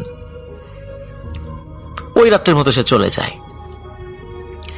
তো এভাবে প্রতিনিয়ত ওই পিশাচটি এসে বলে, বাবা পানি খাবো। এদিকে ওই ছেলেটিকে হত্যা করার পর ওনার ভিতরে এত অনুশোচনা বোধ হয়েছিল, একটি পর্যায়ে উনি সিদ্ধান্ত নেন যে সত্যি সত্যি ওই পিশাচকে তিনি পানি খেতে দেবেন। উনি আর পারছিলেন না এটা নিতে, এই অভিশপ্ত জীবন উনি আর বয়ে বেড়াতে পারছিলেন না। এক রাত্রে যখন আসে এবং এসে বলে, বাবা পানি খাবো, সত্যি উনি আগে থেকেই পানি রেডি করে রেখেছিলেন। উনি জানতেন যে ওনার পরিণতি কি হবে। উনি পানিটি পিশাচের হাতে দিয়ে দেন। তারপরে ওই অনাথ দাদু হঠাৎ করে অদৃশ্য হয়ে যান। ওনার বাড়ির লোকজন আর ওনাকে খুঁজে পায় না। 1 দিন 2 দিন 3 দিন চলে যায়, তাকে আর খুঁজে পায় না। প্রায় 1.5 মাস পর একই ঘরের মধ্যে অনাথ দাদুকে রাতের বেলা পাওয়া যায়, তার ধর থেকে মাথা বিচ্ছিন্ন অবস্থায়। মনে হচ্ছে মাত্র তাকে শিরচ্ছেদ করা হয়েছে। কে করেছে, কিভাবে হলো, বাড়ির লোকজন কিন্তু এগুলো কিচ্ছু জানে না। সবাই চিৎকার চেঁচামেচি শুরু করে দেয়। কোন প্রতিবেশী হয়তো এই কাজ করেছে, কিন্তু ঘরের দরজা তো ভেতর থেকে বন্ধ।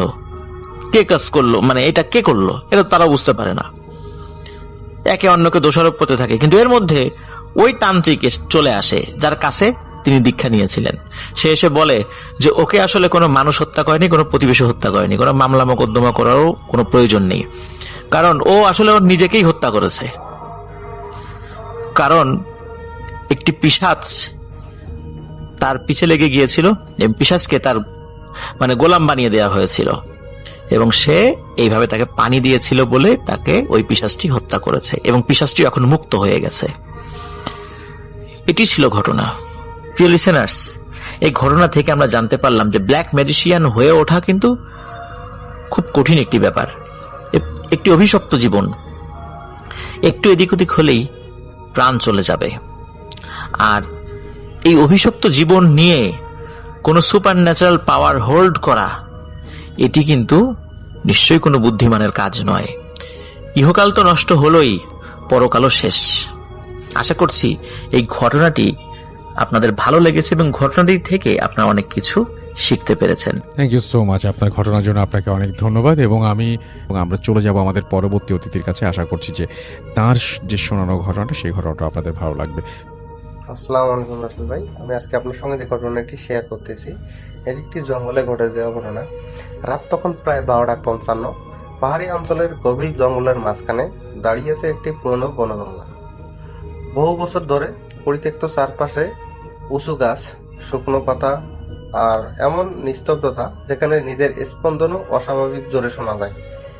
যেখানে পৌঁছতে আরমান আর তার 3 বন্ধু সিয়াম, তৌহিদ আর রাকিব, তারা 4 জনই শহরের ছেলে, ইউটিউবের জন্য রিয়েল হরর এক্সপিরিয়েন্স ভিডিও বানানোর জন্য এই জায়গায় এসেছে। স্থানীয় এক গাইড তাদের অনেকবার নিষেধ করেছিল, বলেছিল সূর্য ডোবার পর কেউ এই জঙ্গলে থাকে না, আর যদি কেউ থাকে তারা মানুষ না। কিন্তু এসব কথা শুনে তারা বরং আরো উৎসাহী এবং আগ্রহী হয়ে ওঠে। তারা সন্ধ্যার পরেই বনবাংলোতে ঢোকে।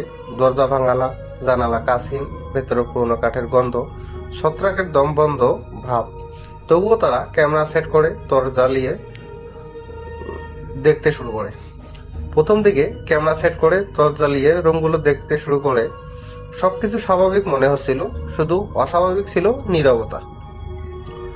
কোনো পোকামাকড় নেই, কোনো ঝিকিমিকি ডাক নেই, এমনকি বাতাসেরও শব্দ নেই, যেন জঙ্গলটা নিঃশ্বাস আটকে রেখেছে। তারা বসে গল্প করতে করতে রাত প্রায় 1টা বাজে। ঠিক তখনই রাকিব হঠাৎ বলে ওঠে, তোরা কি শুনছিস? বাকিরা চুপ করে যায়। দূরে কোথাও থেকে একটা টেনে হাঁটার শব্দ আসছে, যেন কেউ শুকনো পাতার উপর দিয়ে কিছু টেনে নিয়ে যাচ্ছে। প্রথমে তারা ভাবে কোনো শিশু হবে, কিন্তু শব্দটা থেমে না, বরং ধীরে ধীরে কাছাকাছি আসে। সিয়াম ক্যামেরা হাতে বাইরে তাকায়, টর্চের আলো ফেলে, কিন্তু কিছু দেখা যায় না, শুধু গাছের ছায়া আর সেই শব্দ। তারা দরজা বন্ধ করে ভেতরে বসে থাকে, কিন্তু কয়েক সেকেন্ড পর শব্দটা হঠাৎ থেমে যায়, নিস্তব্ধতা। তারপর খুব আস্তে আস্তে বাংলার পেছনের দিকে 3বার টোকা দেয়। তো 4 জনেই একের অপর আরেকজন তাকায়, কেউ কিছু বলে না। আবার টোকা, এবার একটু জোরে। তৌহিদ ধীরে বলল, বাইরে কেউ আছে? আরমান বলে, এই জঙ্গলে এই রাতে। কিন্তু কৌতূহলী তাদের ভয়কে হারিয়ে দেয়। তারা দরজা খুলে বাইরে তাকায়, টর্চের আলো জ্বালায়, কিছুই নেই, শুধু মাটিতে অদ্ভুত দাগ, যেন কিছু ভারী জিনিস টেনে নিয়ে যাওয়ার হয়েছে। দাগগুলো বাংলার পেছনে জঙ্গলের দিকে যাচ্ছে। তারা সেই দাগ অনুসরণ করে এগোতে শুরু করে। যতই ভেতরে যায় ততই বাতাস ঠান্ডা হয়ে থাকে, আর গন্ধটা বদলে যায়। কাঁচামাটির সাথে পচা কিছুর গন্ধ মিশ্রণ। কয়েক মিনিট হাঁটার শব্দ। তার একটা ফাঁকা জায়গায় পৌঁছে, যেখানে মাটির উপর বড় একটা গোল দাগ, যেন কিছু একটা এখনো ঘুরে ঘুরে টানা হয়েছে। ঠিক তখনই তাদের টার্গেট আলো একসাথে নিভে যায়। চারপাশে অন্ধকার, সম্পূর্ণ অন্ধকার। তারা একসাথে দাঁড়িয়ে যায়। কেউ কথা বলতে পারে না, কয়েক সেকেন্ড বলতে পারে না, আবার জ্বলে ওঠে। আর আলো জ্বলার সাথে সাথে তারা বুঝতে পারে তারা আর একা না। তাদের চারপাশে গাছের আড়ালের ছায়া, একটার পর একটা যেন কেউ লুকিয়ে আছে, কিন্তু ঠিক দেখা যাচ্ছে না। রাকিব কাপা গলায় বলল, চল ফিরে যাই। তারা ঘুরে দাঁড়ায়, কিন্তু তখন বুঝতে পারে যে পথে তারা এসেছিল সেই পথেই নেই। চারপাশে একই রকম গাছ, একই অন্ধকার, কোনো চেনা চিহ্ন নেই। ঠিক তখনই আবার সেই শব্দ। এবার তাদের একদম পেছনে। তারা ধীরে ধীরে ঘুরে তাকায়, আর যা দেখতে তা শরীর জমে যায়। মাটির উপর দিয়ে একটা লম্বা কুচকুচে যাওয়া জিনিস টেনে নিয়ে গেছে। দেখতে মানুষের মতো, কিন্তু পুরোপুরি মানুষ না। তার হাতটা অস্বাভাবিক লম্বা, শরীর মাটির সাথে লেগে আছে, আর মুখটা মাটির দিকে। সে ধীরে ধীরে তাদের দিকে এগিয়ে আসছে। তারা একসাথে চিৎকার করে দৌড়ে দেয়। কোন দিকে যাচ্ছে জানে না, শুধু দৌড়েছে। কয়েক মিনিট পর পর তারা আবার সেই বাংলার সামনে এসে পড়ছে। হাঁপাতে হাঁপাতে ভেতরে ঢুকতে দরজা বন্ধ করে দেয়। কেউ কথা বলতে পারে না, শুধু শ্বাসের শব্দ। কিছুক্ষণ পর আরমান বলে, কাল সকাল হতে চলে যাব। সবাই মাথা নাড়ে। ঠিক তখনই তারা বুঝতে পারে ভেতরে তারা 4 জন না, 5 জন। রুমের কোনায় অন্ধকারে কেউ দাঁড়িয়ে আছে। প্রথমে তারা ভাবে ছায়া, কিন্তু সেটা নড়ে, ধীরে ধীরে সামনে আসে। আর তখন তারা দেখে এটা তাদের মতোই কিছু একটা। মুখ ফাঁকা, চোখ শুকনো, শুধু কালো গর্ত। তাদের 4 জনের মতো 4টা অবয়ব দাঁড়িয়ে আছে, কিন্তু তারা জানে এরা তারা না। আসলে তারা 4 জনই একসাথে দাঁড়িয়েছে। সেই অবয়ব একসাথে মাথা নত করে তাকায়। তারপর, একসাথে তোমরা ঢুকছো, এখন বের হলে তো জায়গা লাগবে। কথাটা শেষ হতেই বাংলার দরজা থেকেই খুলে যায়। বাইরে আবার সেই অন্ধকার জঙ্গল, আর সেই ট্রেনে হাঁটার শব্দ। এবার তারা বুঝতে পারে এই জঙ্গলে কাউকে এমন কি ছাড়ে না। একজন ঢুকলে আরেকজন বের হয়। তারা 4 জন একে অপরের দিকে তাকিয়ে ভয়ে, আতঙ্ক আর অসহায় মিশে আছে চোখে। ঠিক তখনই অবয়বগুলো ধীরে ধীরে এগিয়ে আসে, আর তাদের মধ্যে একজনের দেখতে অবয়ব আরমানের সামনে এসে দাঁড়ায়। তার মুখ খুব কাছে এসে থেমে তার ফিসফিস করে বলে, একজন থাকলেই হয়। এরপর কি হয়েছে সেটা কেউ ঠিক মতো জানে না, কারণ পরের দিন স্থানীয়রা বাংলোর সামনে একজনকে অজ্ঞান অবস্থায় পায়। সে ছিল আরমান। বাকিদের কোনো খোঁজ মেলে না। আরমানকে জিজ্ঞেস করা হলে সে শুধু একটা কথাই বারবার বলে, ওরা বের হয়ে গেছে, আমরা থাকিনি। পরে যখন ছেলে বাংলোর ভেতরে দাঁড়িয়ে আছে, কিন্তু দরজা দিয়ে বের হয়ে যাচ্ছে, তার একটা ছায়া, আর ক্যামেরার সামনে দাঁড়িয়ে থাকা আরমান ধীরে ধীরে পেছনে তাকাচ্ছে। আর তার পেছনে দাঁড়িয়ে আছে সেই জিনিসটা, যে একটা কাউকে খুঁজছে। কারণ জঙ্গলের নিয়ম খুবই সহজ, যে ঢোকে সে একা বের হয় না, আর যদি কাউকে নিয়ে বের হতে না পারে তাহলে সে নিজেই থেকে যায়। এই ছিল রাসেল ভাই আমার ঘটনা। থ্যাংক ইউ সো মাচ আপনার ঘটনার জন্য, আপনাকে অনেক ধন্যবাদ। এবং আমি এখন যেটা করব সেটা হচ্ছে চলে যাব সরাসরি আমাদের পরবর্তী যে অতিথি আছেন তার কাছে। ঘটনাটি সুন্দরবনকে কেন্দ্র করে।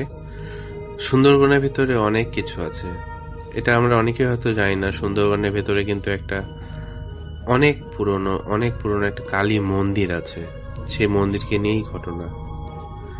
তো যাই হোক, সরাসরি ঘটনাটায় চলে যাই। আর ঘটনাটি আমার সাথে শেয়ার করেছেন রিয়ান খান ভাই। রিয়ান খান ভাইয়ের পাশে একজন থাকেন, উনি নাম হচ্ছে জাহাঙ্গীর সাহেব। উনি বিভিন্নভাবে সমস্যার সমাধান করেন। তো জাহাঙ্গীর ভাইয়ের কাছ থেকে ঘটনাটি কালেক্ট করা। তো যাই হোক, সরাসরি ঘটনায় চলে যাই। তো কলেজ, 5 বন্ধুর কলেজ ছুটি হয়েছে। তো তারা একটা প্ল্যান করে যে তারা সুন্দরবন যাবে, এবং সুন্দরবনটা তারা নিজেদের মতো করে দেখবে, তারা কোনো টুরিস্টের সাথে যাবে না।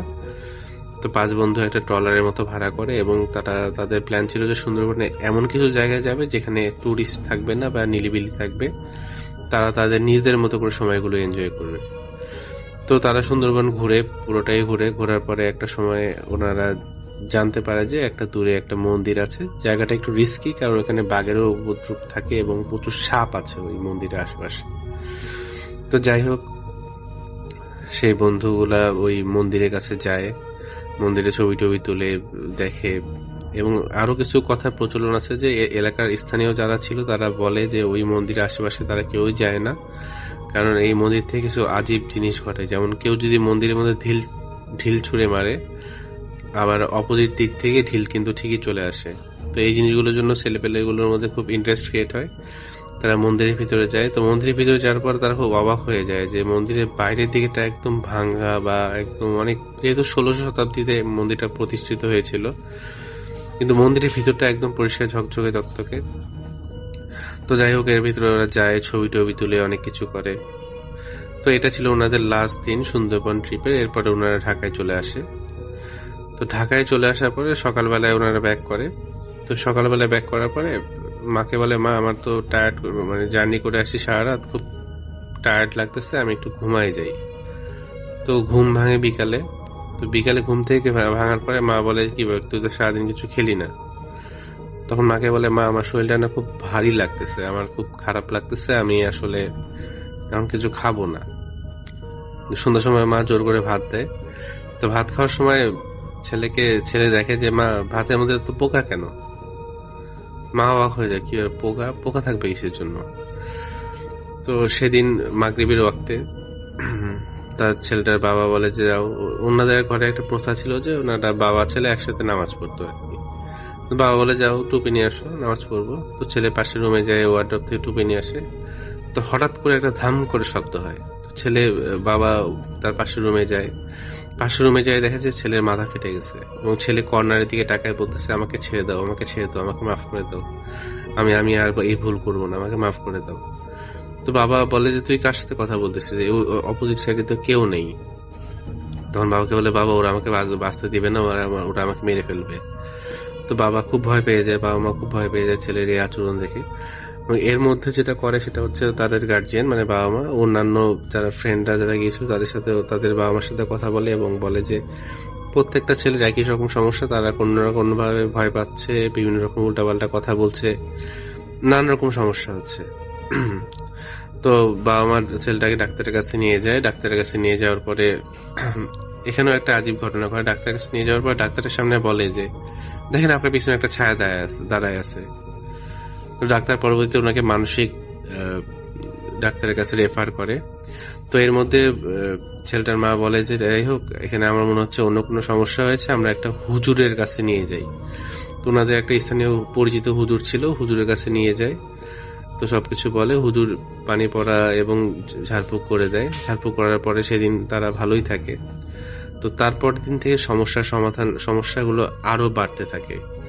সন্ধ্যার সময় স্পেশালি আসরের ওয়াক্তের পর থেকে মাগরিব ওয়াক্তে ছেলে পুরোপুরি চেঞ্জ হয়ে যায়, তার ভয়েস চেঞ্জ হয়ে যায় এবং সে তার মাকে বলে যে, মা আমাকে পূজা দে, আমাকে পূজা দে, আমাকে অনেকদিন পূজা দিস না তোরা, আমাকে একটু পূজা দে, আমাকে আমাকে আমাকে ইয়ে কর, নমস্কার জানা, পূজা দে। তখন মা এই কথাগুলো শুনে খুব আতঙ্কিত হয়ে যায় এবং তখন তারা সে যে প্রথম যে হুজুরটা ছিল, যার কাছ থেকে সে ঝাড়ফুঁক করে এনেছিল, তার কাছে যায়, তাকে যে বলে যে এই সমস্যাগুলো হচ্ছে। তখন সেই হুজুরটা বলে যে, আমি আরেকজন ইমাম সাহেবের ঠিকানা আপনাকে দিচ্ছি, আপনারা সেখানে যান, সেখানে যে হয়তো আপনারা কোনো সমস্যার সমাধান পেতে পারেন। ঠিক তার পরের দিন সকালবেলায় বাবা মা চলে যায় সেই হুজুরের কাছে তার ছেলেকে নিয়ে যায়। তো হুজুর নালিশটা নেয়, নালিশ নেওয়ার পরে বলে যে, আমি বাদ আসর আপনাদের বাসায় আসবো, এসে আমি আপনাদেরকে বলবো যে কি সমস্যা হয়েছে।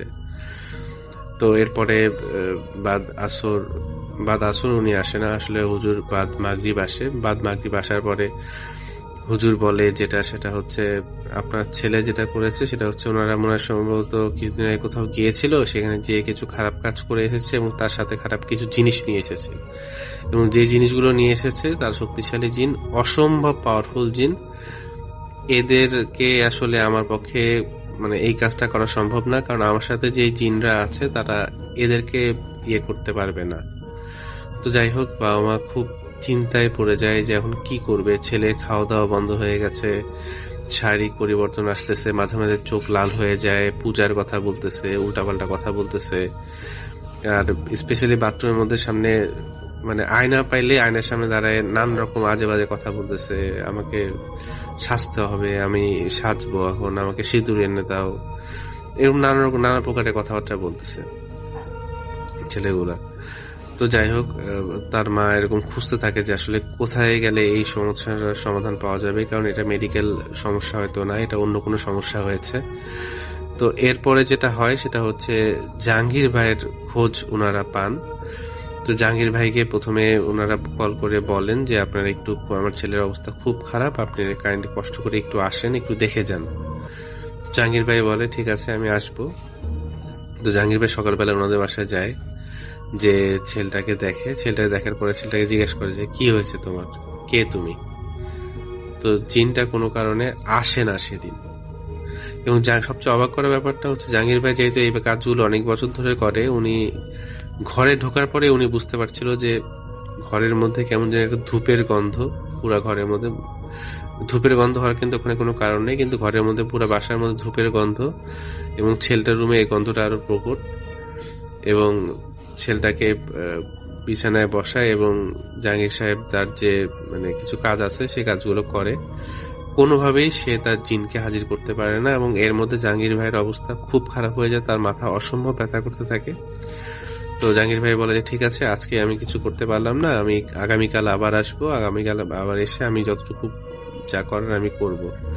তো এর পথের মধ্যেই জাহাঙ্গীর ভাই তার সাথে, এর মধ্যে বলে রাখা ভালো, জাহাঙ্গীর ভাইয়ের সাথে কিন্তু 7 জন জিন আছে, যার মাধ্যমে তিনি মানুষের বিভিন্ন প্রকার উপকার করে থাকেন। তো জাহাঙ্গীর ভাই পথের মধ্যেই তার হুজুরদেরকে, তার যে জিন ছিল তাদেরকে স্মরণ করার পরে যেটা হয়, সেই জিনগুলো বলে যে, তুমি বাসায় যাও, আমি তোমাদেরকে বলতেছি। তো জাহাঙ্গীর ভাই বাসায় যাওয়ার পরে তার জিনরা আসে এবং জিনদের সাথে তার কথা হয়। তো জিনরা বলে যে, ও যে কাজটা করেছে, ও কিছুদিন আগে সুন্দরবনের একটা অনেক পুরাতন মন্দিরে গিয়েছিল।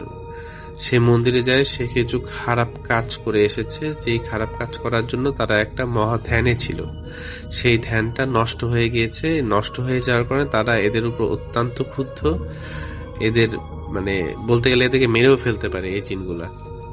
তোমাকে যা করার তাড়াতাড়ি করতে হবে।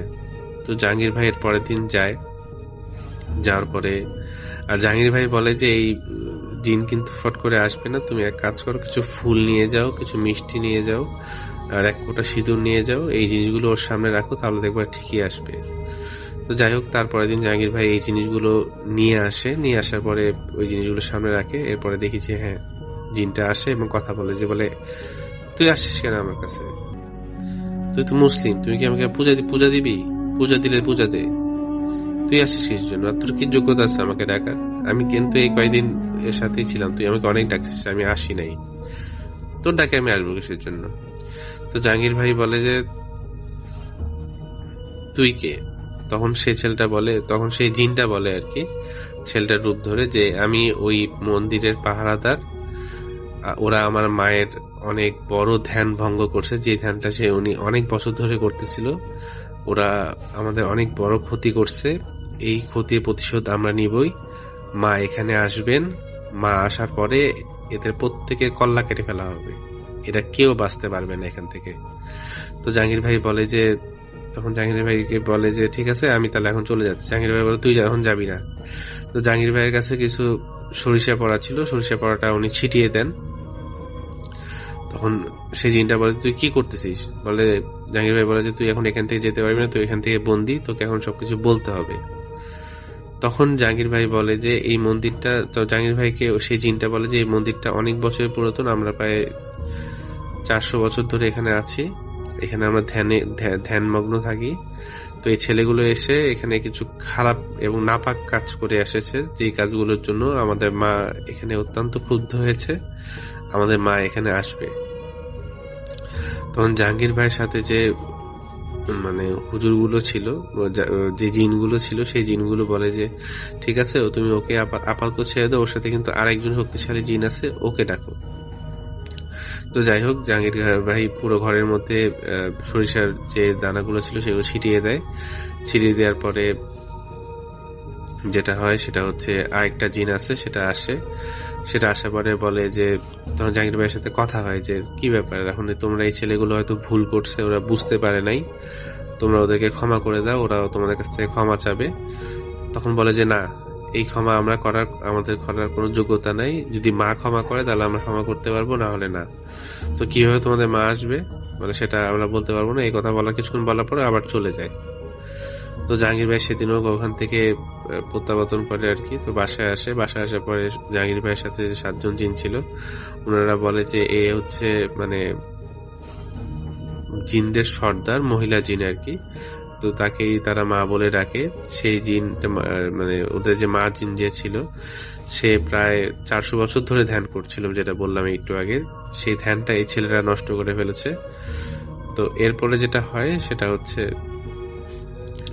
বলে, তখন তার জিনরা বলে যে এই জিন যেহেতু হিন্দু জিন, নর্মালি এই জিন এভাবে আসবে না, ওকে বিশেষভাবে আনতে হবে। বিশেষভাবে আনতে হবে বলতে গেলে কি, তো বললো যে তোমাকে একটা মণ্ডপের মতো সাজাতে হবে। মণ্ডপের মধ্যে বলতে গেলে ওখানে ধূপ থাকবে, প্রচুর ফুল থাকবে, মিষ্টি থাকবে, মানে একটা মণ্ডপ যেটাকে বলে আর কি। তো এরকম ভাবে তুমি যদি ওই ছেলেটার সামনে সাজাতে পারো তাহলে হয়তো সম্ভব। আর এই 5টা ছেলেকে তোমাকে নিয়ে আসো, 5টা ছেলে দিয়েই কাজটা করা, যেহেতু 5টা ছেলের উপরে এটা পজেস্ট হয়েছে, 5টা ছেলেকে নিয়ে আসতে হবে। তো তার ছেলের, যেহেতু প্রত্যেকটা ছেলের মধ্যে নানা প্রকারের সমস্যা দেখা দিয়েছিল, তো 5টা ছেলেকেই নিয়ে আসা হয় পরবর্তীতে। 5টা ছেলে ওই ওনার বাসায় আসে। তো 5 জনকে বসায়, রুমটা অন্ধকার করে। জাহাঙ্গীর ভাই বলে যে আপনারা যারা বাবারা আছেন তারা এই রুমে থাকেন, মারা অন্য রুমে চলে যান। তো ঘরটা পুরোপুরি অন্ধকার। 5টা ছেলেকে মানে সিরিয়াল বাই 5 বার বসানো হয়েছে। তো উনি ওরকম যেরকম ভাবে ওনার জিনরা বলেছিল জাহাঙ্গীর ভাইকে মণ্ডপ সাজাতে, উনি মণ্ডপ সাজান। মণ্ডপ সাজানোর কিছুক্ষণ পরে একটা ছেলের মুখ থেকে কথা আসে যে তুই কি চাস, তুই আমাকে ডাকলি কেন? তখন বলে যে এই ছেলেগুলো তো আসলে একটা ভুল করে ফেলেছে, এই ছেলেরা হয়তো ক্ষমা চাবে আপনার কাছে, ওরা আসলে বুঝে করে নাই এই জিনিসগুলা, তো ওনাদেরকে আপনারা ক্ষমা করে দেন। তখন জিনটা বলে এদের কোনো ক্ষমা নাই, এটা আমাদের বহু বছরের তাপস্য নষ্ট করছে, একে আমরা কোনোভাবে ক্ষমা করতে পারবো না। তখন আর ক্ষমা করতে পারবো না, আর আমি এখন চলে যাব। তখন জাহাঙ্গীর ভাইয়ের যে জিনটা ছিল তখন বলে যে আপনি পুরা ঘরে সরিষার দানাটা ছিটিয়ে দেন, তাহলে এখান থেকে আর বের হতে পারবে না। তো ফট করে পুরা ঘরে সরিষার দানাটা ছিটিয়ে দেয়, এবং জাহাঙ্গীর ভাইয়ের কাছে একটা তাবিজ ছিল। সেই তাবিজটা একটা ওই ছেলেটার গায়ে সে টাচ করার পরে সে বলে, মানে তখন একটা জিন বলে, তাদের মা জিন যে শক্তিশালী, সেই জিনটা বলে যে ঠিক আছে, তুমি এই তাবিজটা এখান থেকে সরাও, এই তাবিজটার জন্য আমার খুব কষ্ট হচ্ছে, আমার খুব ভিতরে কষ্ট হচ্ছে, তাবিজটা তুমি সরাও। তো তাবিজটা সে পরবর্তী বলে আমি তাবিজটা সরাবো, কিন্তু আপনাকে বলতে হবে যে কি করলে এই প্রবলেমটার সমাধান হবে। তখন তার জিনরা বলে যে তাবিজ ততক্ষণ পর্যন্ত সরাবা না যতক্ষণ পর্যন্ত সে সমাধান না বলে। এরা কিন্তু তাবিজটা সরাইলে আর ঘরের মধ্যে থেকে সরিষার দানাগুলো যদি তুমি সরিয়ে ফেলো তাহলে কিন্তু এরা আর আসবে না, এদিকে তুমি আর আনতে পারবে না, যা করা তোমাকে আজকের মধ্যেই করতে হবে। তখন সেই জিনদের সাথে কথা হয়। তো জিনদের সাথে কথা বলার সময় আমি কিছু জিনিস মিস করে ফেলেছি। তো সেই মণ্ডপের মধ্যে 4টা খাসির মাথাও ছিল আর কি। তো ফুল ফল 4টা খাসির মাথা এবং অনেক কিছু ছিল। তো জাহাঙ্গীর ভাই দেখতেছে যে এর মধ্যে একটা ছেলে হঠাৎ করে একটা খাসির চোখ উপড়ায় ফেলে খাওয়া শুরু করলো, একটা ছেলে ওই খাসির রক্ত পড়তেছিল, রক্ত নিয়ে খাওয়া শুরু করে ফেললো। কিন্তু 2টা ছেলে ছিল যারা স্থির ছিল। তো জাহাঙ্গীর ভাইয়ের যে জিন ছিল তারা বললো যে এই 2টা ছেলে স্থির আছে, এটা কিন্তু ভালো লক্ষণ না, এটা কিন্তু ভালো কোনো লক্ষণ না, এটা থেকে বড় কোনো সমস্যা হয়ে যেতে পারে। তখন যাই হোক, তো জাহাঙ্গীর ভাই তাদের সাথে কথা বলার পরে বললো যে ওরা তো আসলেই ক্ষমা করেছে, ওরা আসলে অন্যায় করেছে, অন্যায় মানুষের হতেই পারে, ভুল মানুষের হতেই পারে, ওরা যেহেতু মন থেকে ক্ষমা চাচ্ছে তুমি ক্ষমা করে দাও।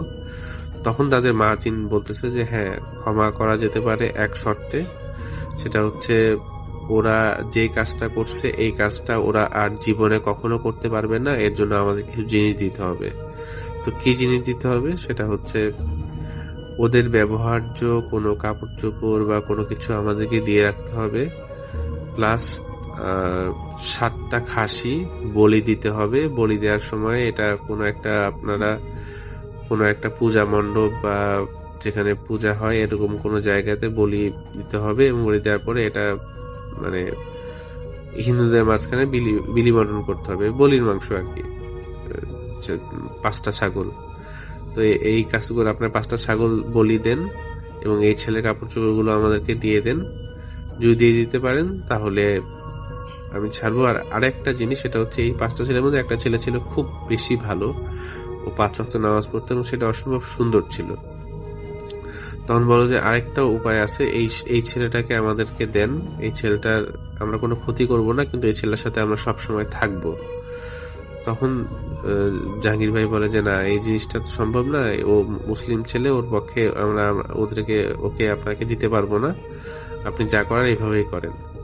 তখন বলে যে সুন্দরবনের যে জায়গাটার মন্দিরটা আছে ওই মন্দিরের ওখানে 5টা মাথার খুলি দিতে হবে, প্লাস 7 কেজি মিষ্টি, আর আরো কিছু জিনিসপত্র আছে যে জিনিসগুলো দেওয়ার কথা বলে, এই জিনিসগুলো দিয়ে ওই মন্দিরের সামনে দিয়ে রেখে আসতে হবে। এটা যে কেউ রেখে আসতে পারে।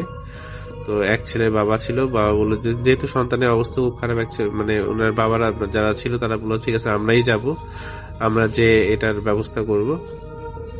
তো তখন তারা ওই কিছুদিন পরে ওই বলে যে এই কাজগুলো যদি করেন তাহলে আমরা এখানে ছেড়ে দিব, আমি কথা দিচ্ছি, যেহেতু আমি ওদের গুরুমা, আমি ওদের কথা দিচ্ছি যে এই কাজগুলো করে ফেললে সমস্যার সমাধান হয়ে যাবে। কিন্তু আমি একটা কথা আবারও বলছি যে এই ছেলেরা কখনো এই ধরনের কোনো কাজ করতে পারবে না, ওদের কাপড় চোপড় বা এই জিনিসগুলো কিন্তু আমাদের কাছে থাকবে। যদি কখনো নেক্সট টাইম এই ধরনের কোনো কাজ করে সমস্যা কিন্তু ভয়াবহ হবে, ওদেরকে কেউ বাঁচাতে পারবে না। তো যাই হোক, এরপরে 5 ছেলের বাবা যারা গার্জিয়ান যারা ছিলেন তারা ওই জায়গাটাতে সুন্দরবনে ওই জায়গাতে যায়, এবং আরো কথা বলে যে ওই জায়গাটাতে যাওয়ার পরে ওই যে জিনিসগুলো দিতে বলা হয়েছিল ওই জিনিসগুলো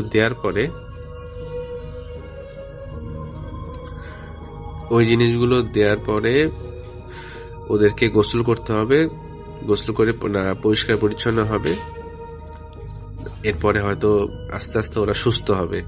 কিন্তু ওরা যে কাজটা করছে এটা ওদেরকে অলওয়েজ মনে রাখা, মানে মনে রাখতে বলবেন যে ওরা যেন ওই জায়গাতে কখনো না যায়, এবং এই ধরনের ওরা যে কাজটা করছে এটা অনেক খারাপ কাজ করছে, আমরা অনেক বছর ধরে ধ্যানমগ্ন ছিলাম, ওটা আমাদের ধ্যানটা নষ্ট করেছে। তখন সে গুরুমাটা বলে, তখন জাহাঙ্গীর ভাই বলে যে আসলে ওরা কি করেছে, আসলে মানে কি ব্যাপারটা, কি কাজটা করেছে কি।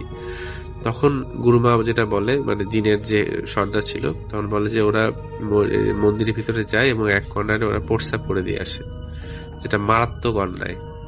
তখন জাহাঙ্গীর ভাই বলে ঠিক আছে, ওরা ইয়াং ছেলেবেলে ওরা বুঝতে পারেনি, ওরা এটার জন্য অনুতপ্ত এবং ক্ষমা চাচ্ছে, আপনি ওদের ক্ষমা করে দেন, আপনি যেটা ক্লেম করেছেন বা যেটা চেয়েছেন সেটা অবশ্যই দেয়া হবে। তো এর পরবর্তীতে ওই ইমার্জেন্সি তার বাবা মা, মানে ওই গার্জিয়ানরা ওখানে যায়, সুন্দরবনে ওই জায়গাটা যায়, ওই মন্দিরে ওখানে ওই জিনিসগুলো মন্দিরের ভিতরে যেতে না করে, বলে যে বাইরে দিয়ে আসলেই হবে।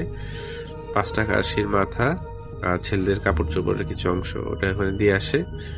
তো এটা দিয়ে আসার পরে তার 7-8 দিন পর ছেলেগুলো আস্তে আস্তে সুস্থ হয়। প্রত্যেকের জ্বরের পরে প্রত্যেকের জ্বর চলে আসে, তো এরপর আস্তে আস্তে সুস্থ হয়।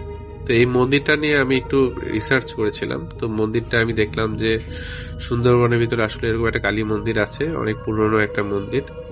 এই মন্দিরকে নিয়ে নানা রকমের কল্পকথা, নানা রকমের অনেক কিছুই প্রচলিত আছে। তো যাই হোক, এটাই ছিল আমার ঘটনা। ধন্যবাদ সবাইকে। সামিনও বলতেছে যে ওনাকে কি যেন একটা দেখছে, ওকে হাতে এরকম সুশ্রুই দিচ্ছে। তো এটা বলার পর রাশেদ ভাই বলতেছে দেখো, মনে হয় এই বাসায় কিছু একটা আছে বা কোনো একটা কিছুর এখানে মানে চলাচল আছে, আমরা এরকম আমিও ফিল করলাম রাত্রেবেলা এরকম আওয়াজ হচ্ছে, দেখলাম তুমি ওয়াশরুমে গেছো এরকম।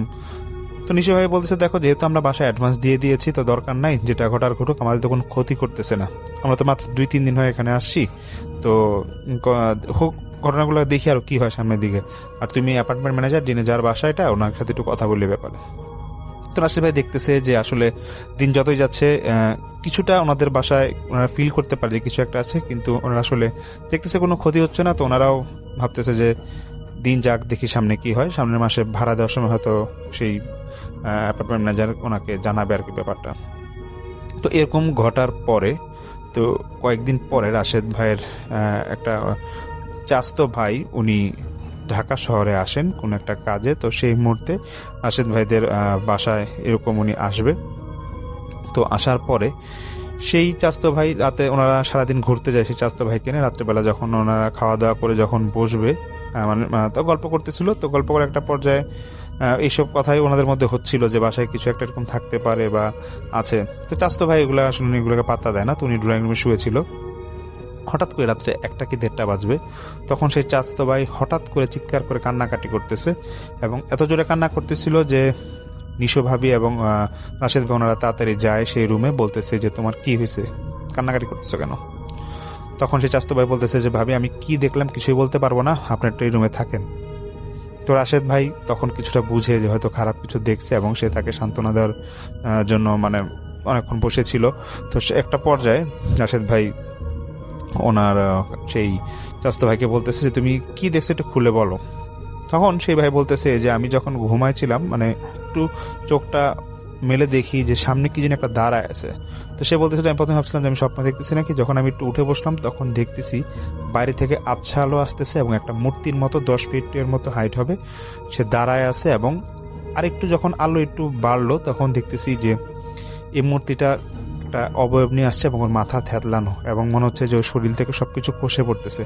এবং এটা আমি যখন স্পষ্ট দেখি তখন আমি চিৎকার দিই, এবং আমার এই তো আপনারা আসলেন, এখন সঙ্গে সঙ্গে দেখি ওটা নাই চলে গেছে। তো সেই ছেলে নাকি প্রচন্ড ভয় পায়, এবং সে নাকি সেই রাতে নাকি রাশেদ ভাই ওর সাথেই ছিল। খুব ভোরেই ছেলেটা চলে যায়, এবং যাওয়ার সময় বলে যায় যে ভাইজান আপনি যদি কিছু মনে না করেন একটু এই বাসায় একটু হুজুর টুজুর দেখেন, মানে হুজুর নিয়ে আসেন, দেখেন যে আসলে এখানে কোনো সমস্যা আছে নাকি, আর নাহলে আপনি এখান থেকে চলে যান।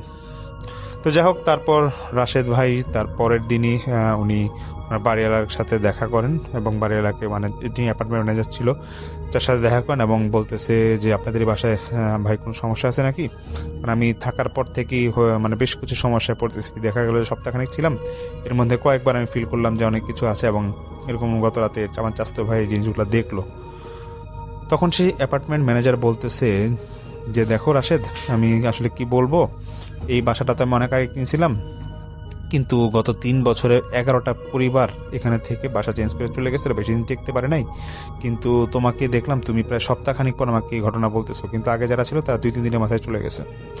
তো রাশেদ ভাই বলছে, দেখেন আমার তো কোনো ক্ষতি করে নাই, কিন্তু এখন আমি কি করবো, আমি তো এখানে থাকাটা ওকে আমার জন্য ঠিক হবে নাকি। তখন সেই ম্যানেজার বলছে, দেখো তোমার যদি ক্ষতি না করে থাকে তুমি থাকতে পারো, আর বেশি সমস্যা হলে আমাকে জানাও, আর একদিন সময় করে দরকার হলে আমরা হুজুর এনে দেখাবো যে আসলে কোনো সমস্যা এখানে আছে নাকি। তো যাই হোক, এটা তো ঘটতে থাকতেছে, মানে এটা তো মানে ওনারা তার প্রতারণা থাকা হচ্ছে, ওনাদের কোনো সমস্যা হয় নাই। তো এর মধ্যে কয়েকদিন পরে রাশেদ ভাইয়ের ওয়াইফ মানে নিশো ভাবি ওনার খালাতো বোন কোনো একটা জরুরি কাজে আসে, এক রাতের জন্য ওনাদের বাসায় থাকবে। তো ওই আপু উনি যখন বাসায় আসেন গভীর রাতে, উনি হয়তো পানি খাওয়ার জন্য উঠবে, তো উনি ড্রয়িং রুমে শুয়েছিলেন, তো উনি ডাইনিং রুমে যাবে। তো ডাইনিং রুমে বেসিনে উনি কোনো কারণে হাত ধোবে, তখন আচ্ছা আলো ছিল, আসলে রুমের লাইট এরকম জ্বালানো ছিল না, তো পাশেই নাকি বারান্দার মতো ছিল। উনি গিয়ে দেখতেছে বেসিনের ঠিক পাশেই ঠিক একই অবস্থা, অর্ধেক মাথা থ্যাতলানো কিন্তু একটা মূর্তির মতো একটা ছায়া কিছু একটা উনি দেখতে পারছে। এবং ঠিক ওনার এক অবস্থা, উনি খুবই জোরে চিৎকার করে, এবং সেই রাতে আবার রাশেদ ভাই এবং ওনার স্ত্রী তাড়াতাড়ি দৌড়ায় যায় এবং বলতেছে, কি দেখতেছো? তখন তোমার মানে কি দেখতেছো, কি সমস্যা হয়েছে? তখন সেই নিশো ভাবির খালতো বোন উনি বলতেছে যে এখানেও খারাপ কিছু একটা আছে, আমি দেখছি এখানে মাথা থেতলানো এবং আমার খুব খারাপ লাগতেছে, তোমরা তাড়াতাড়ি আমাকে রুমে নিয়ে যাও। এটা বলতে না বলতে সেই খালতো বোন নাকি উনি প্রায় অজ্ঞানের মতো হয়ে যায়, এবং ওনাকেও ঠিক পরের দিন এরকম ওনার বাসায় পাঠায় দেওয়া হয়। এবং উনি তো মানে এরকম ঘটনা ঘটার পর বাসার মোটামুটি ওনাদের পরিবারের সবাই জেনে যায়, আর রাশেদ ভাইয়ের আব্বা মানত গ্রামেই থাকে, ওনারাও জেনে যায় যে এরকম কিছু একটা তুই বাসায় আছে। তো মোটামুটি যখন সব আত্মীয় স্বজন জেনে যায়, তো বলতেছিল যে এখানে থাকার আর কি দরকার। আর রাশেদ ভাই এখানে একটু উনি সমস্যা পড়ে গেছিল, যে উনি তো কিছু দিনের জন্য অ্যাডভান্স দিয়ে দিয়েছিল এই বাসার। তো যাই হোক, রাশেদ ভাই এখন ঠিক করে ফেলে যে উনি হুজুর আনবেন কয়েকদিনের মধ্যে। তো এগুলো নিয়ে ওনার যখন মানে দিন যাচ্ছিল, ঠিক তার কয়েকদিন পরে রাশেদ ভাই উনি অফিসে, তখন বিকেলে ওনার কাছে একটা ফোন আসে।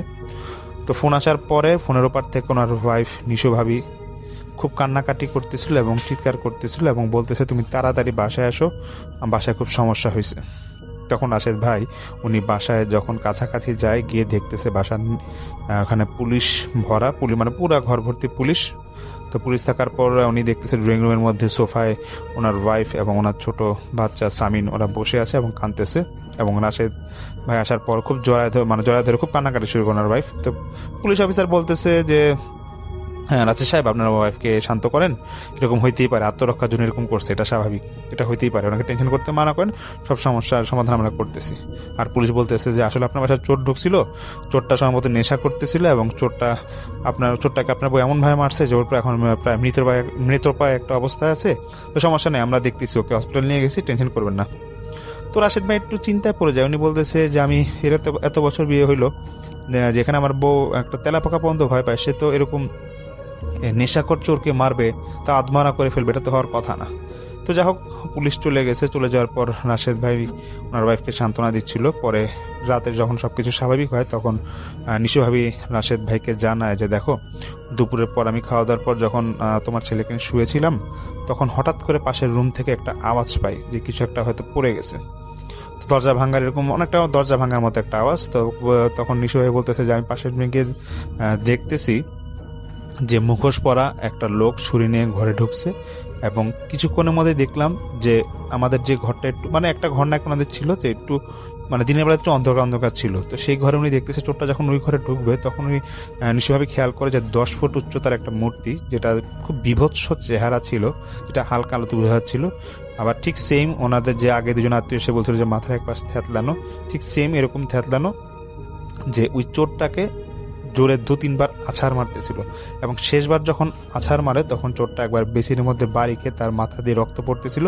এবং সেই নিশুভাবে এগুলো দেখার পর ভয়ে তিনি 999 পুলিশকে ফোন দেন এবং সবকিছু জানান। তখন পুলিশ আসে এবং আসার পর পুলিশ দেখে এই অবস্থা, এবং পুলিশ বুঝে যায় যে এটা দেখে যে এটা চোর, এবং ওটার বাসার মানে কোনো অংশ মানে কাটা ছিল, মানে ওই অনেক সময় হয় না যে বারান্দার রড ভেঙে আসছে, তো পুলিশ তখনই বুঝেছে এই কারণে যে হয়তো এটা চোর ছিল। তো যাই হোক, এটা বলার পর তো রাশেদ সাহেব এখন ঠিক তার পরের দিনই উনি ওনার স্ত্রীকে এবং ওনার ছেলেকে আত্মীয়ের বাসায় পাঠায় দেয়, যে আত্মীয় ওনার পুরান ঢাকায় ছিল। এবং বাড়ির ম্যানেজারকে ডাকে। ম্যানেজারকে এবার উনি সিদ্ধান্ত নেন যে আজকে হুজুর আনবে, এবং উনি হুজুর আনে রাশেদ ভাই সেই ম্যানেজারের মাধ্যমে।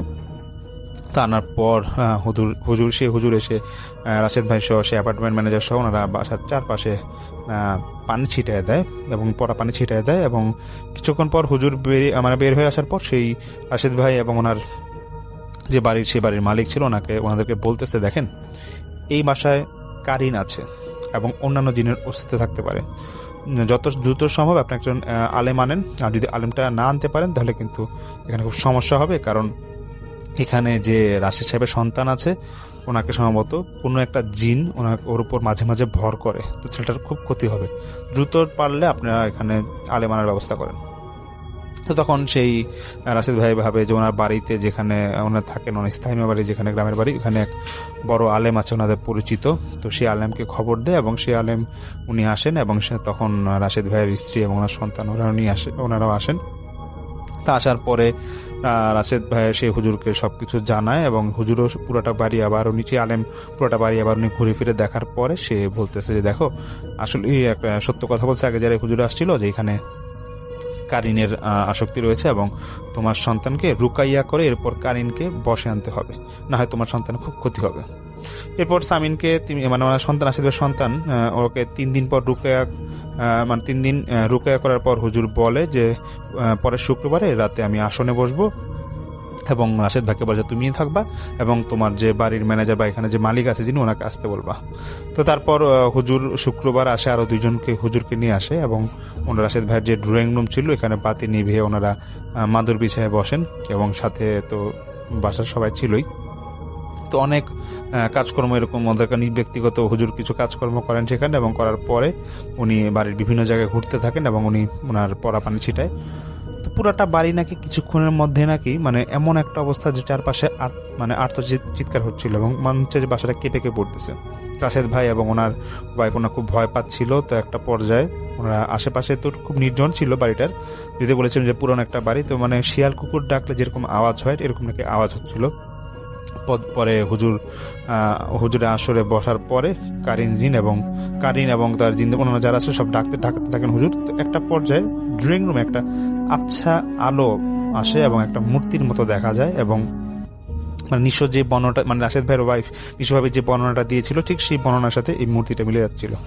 মানে ঠিক এটা দেখার সাথে সাথে আরো 4-5টা ছায়া আশেপাশে নাকি ভেসে উঠে এবং উঁচু আওয়াজে বলতেছে যে বেরিয়ে যা, এই বাড়ি থেকে বেরিয়ে যা, তোরা যেই কাজই করিস তোরা সফল হবি না। তো মানে সে হচ্ছে না এটাও বলতেছিল যে আমি আমার প্রতিশোধ নিয়ে এখান থেকে যাব। তো হুজুর উনি বলতেছে যে কে তুই, তোর সমস্যা কি, তুই এখানে কি সমস্যা করতেছিস, মানে তুই এখানে কেন এখানে ভয় দেখাস। অনেক যখন তর্কতর্কি হচ্ছিল সে একটা মুহূর্তে কারিনটা বলে উঠে যে আমার নাম মুস্তাকিম, 40 বছর আগে আমাকে এই বাড়িতে হত্যা করা হয়, তখন থেকে আমি এখানে আছি, আমি এখানে কখনো প্রতিশোধ না নেওয়া পর্যন্ত যাব না। তো হুজুর বলতেছে যে তোকে কে হত্যা করছে, কিছু উল্টা পাল্টা তুই কথা বলছিস কেন।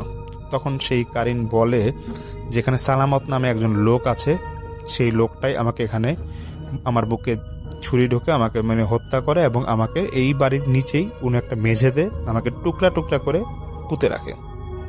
তখন বাড়ির যে মালিক যিনি বাড়িটা পরবর্তীতে কিনেছিলেন যে অ্যাপার্টমেন্ট ম্যানেজার, তিনি একটু ভয়ে এই সালামত নামটা শুনে একটু ভয় পেয়ে যায় উনি প্রচন্ড, এবং উনি তখন নিজের থেকেই বুঝে যায় যে সালামতটা ছিল যে যার থেকে উনি বাড়িটা কিনেছিল সেই লোকের ছোট ভাইয়ের নাম ছিল সালামত।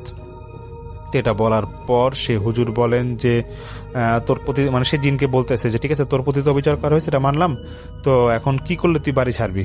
তো কারিন নাকি কোনোভাবেই রাজি হচ্ছিল না, অনেকক্ষণ ওরা নাকি একসাথে মানে সেই জিন এবং সেই আলেম অনেক হুজুর নাকি ঝগড়া করছিল। তো ওইটা নাকি আবার রাশেদ ভাই বিস্তারিত কি হয়েছে সেটা যিনি আমাকে ঘটনাটা বলেছেন ওনাকে সম্পূর্ণ জানায় নাই, তো উনি একটু মানে ওগুলা ইগনোর করেছেন। কিন্তু একটা পর্যায়ে নাকি কারিনের সাথে যখন অনেক কথা কাটাকাটি হয়, তো সব কারিন বলে যে আমার সাথে যে ছায়া মানে আমার সাথে যে জিনগুলো আছে তাদের সাথে আমি একসাথে কথা বলে আমি জানাবো যে এখানে কিভাবে আমরা এখান থেকে একসাথে যেতে মানে আমরা এখানে কিভাবে কিভাবে যাব সেটা আমি আপনাদেরকে জানাচ্ছি। মানে সে হুজুরকে সেই জিনগুলো বলতেছিল, কারিন বলতেছিল।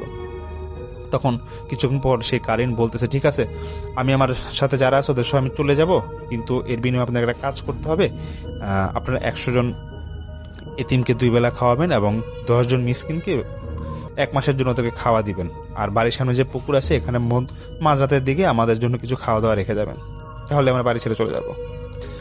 এটা ওই জিনগুলা ছিল এবং ওরা তো সবাই বললো, কারেন্ট বললো, এবং দেখা যাচ্ছিল যে এটা বলার পরও সে কারিন নাকি অনেকক্ষণ ধরে চুপ করে বসে আছে এবং মানে সে নাকি অনেক বাজেভাবে আওয়াজ করতেছিল, মানে অনেকটা বিড়াল রাগ করলে যেরকম আওয়াজ করে সেরকম আওয়াজ